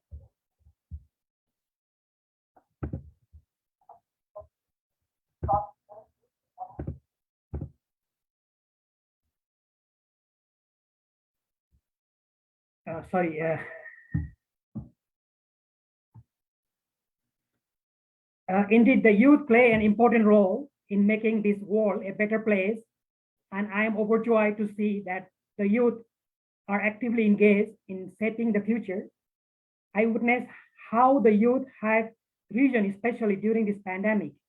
In Nepal alone, we have witnessed how the young people have turned the challenge into an opportunity to bring diverse people in harmony by working together for the greater good, just like the youth who have shared their social entrepreneurship venture for sustainable environment, tourism, and peace.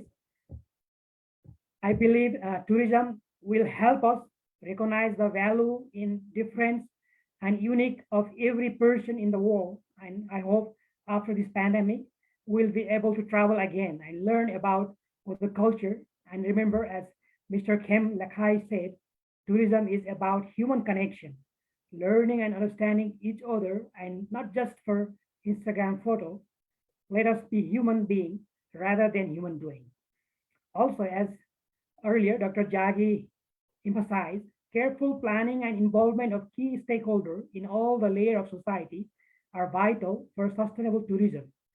It requires proper allocation of resources to fulfill social, culture, and economic needs while maintaining well-being of the natural environment. Preservation of heritage and support of indigenous community are also an important point that we have learned from Dr. Harris for sustainable tourism and social cohesion in the communities. I hope that all of us here today have realized through our various panelists that peace, environment, and tourism are interlinked. We cannot have sustainable peace if our environment is in danger. We cannot have sustainable tourism if we don't have peace. We cannot have a sustainable environment if we don't take tourism responsibly, and so on. These will go in cycles. That is why we have to advance the aspect of peace, environment, and tourism for us to live sustainably and for the future of next generation. On behalf of our Global Peace Development Service Alliance, Global Peace Foundation Nepal, all our partners organizations, Blincventures, Partner Nepal, Engage Nepal, International Association for Voluntary Effort, National Youth Council, Global Compact Nepal, Code for Nepal, Yuvsatta, Sherpa, and Youth Advocacy Nepal, I would like to thank all the speakers, panelists, and everyone who had joined us today from 3 hours ago. I would like to thank, I hope all the participants have learned a lot from each other of the speaker and panelists, and let us all work together to shape a sustainable future. Please stay safe and healthy, everyone. Namaste. Thank you.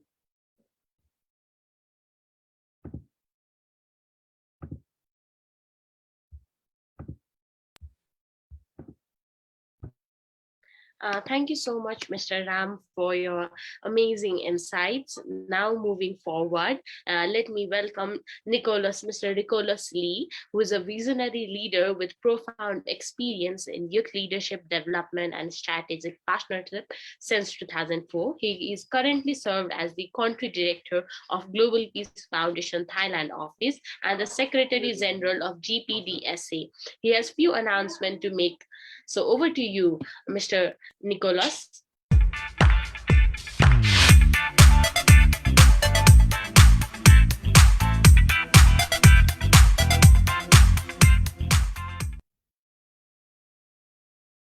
A big thanks to Saira for your wonderful, delightful emceeship. Thank you.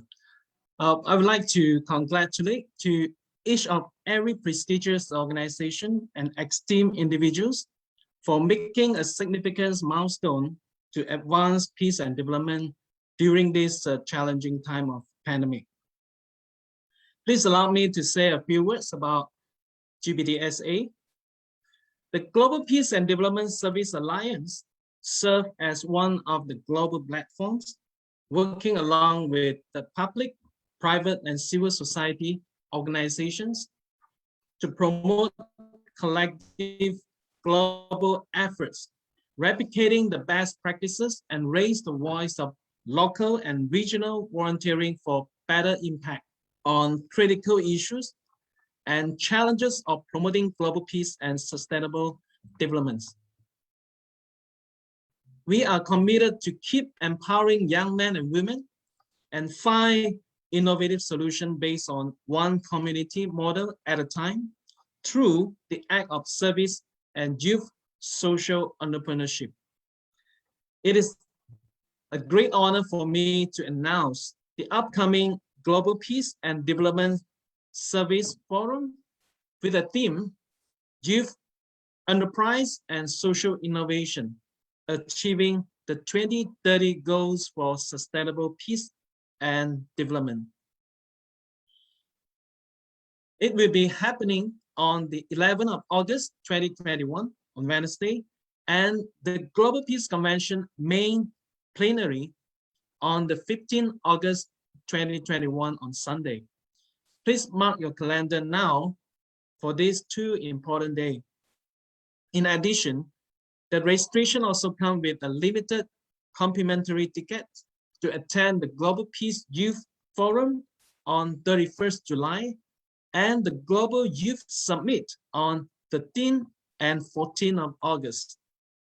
We will make further announcements for the details registration process on the GPDSA Facebook page. Please click on the link at the chat box provided and like the page. You will receive the notification within this week or you will receive a direct email from us.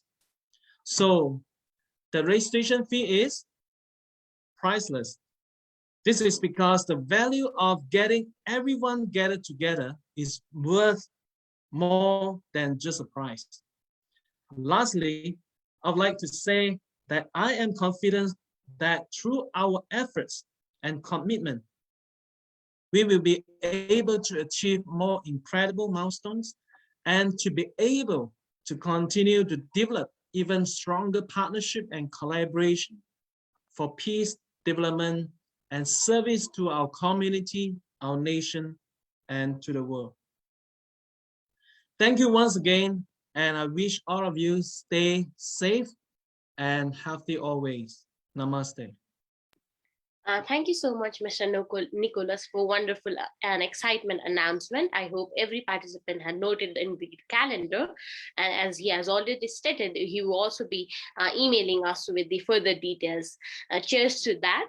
Now we have come to an end of this webinar with our sincere thanks to all the speakers, participants, and partners. GPDSA as an alliance look forward to working together with each of you and Global Peace Foundation, Blincventures, Nepal, Engage Nepal, International Association for Volunteer Effort, National Youth Council, Global Compact Nepal, Code for Nepal, Yuvsatta, Youth Sherpa, and Youth Advocacy Nepal is going forward to continue this effort of peacemaking. We'll send this video to all the participants through the Facebook Live, and you can also share it and add it to it or carry on your education engagement with national and local resources partners.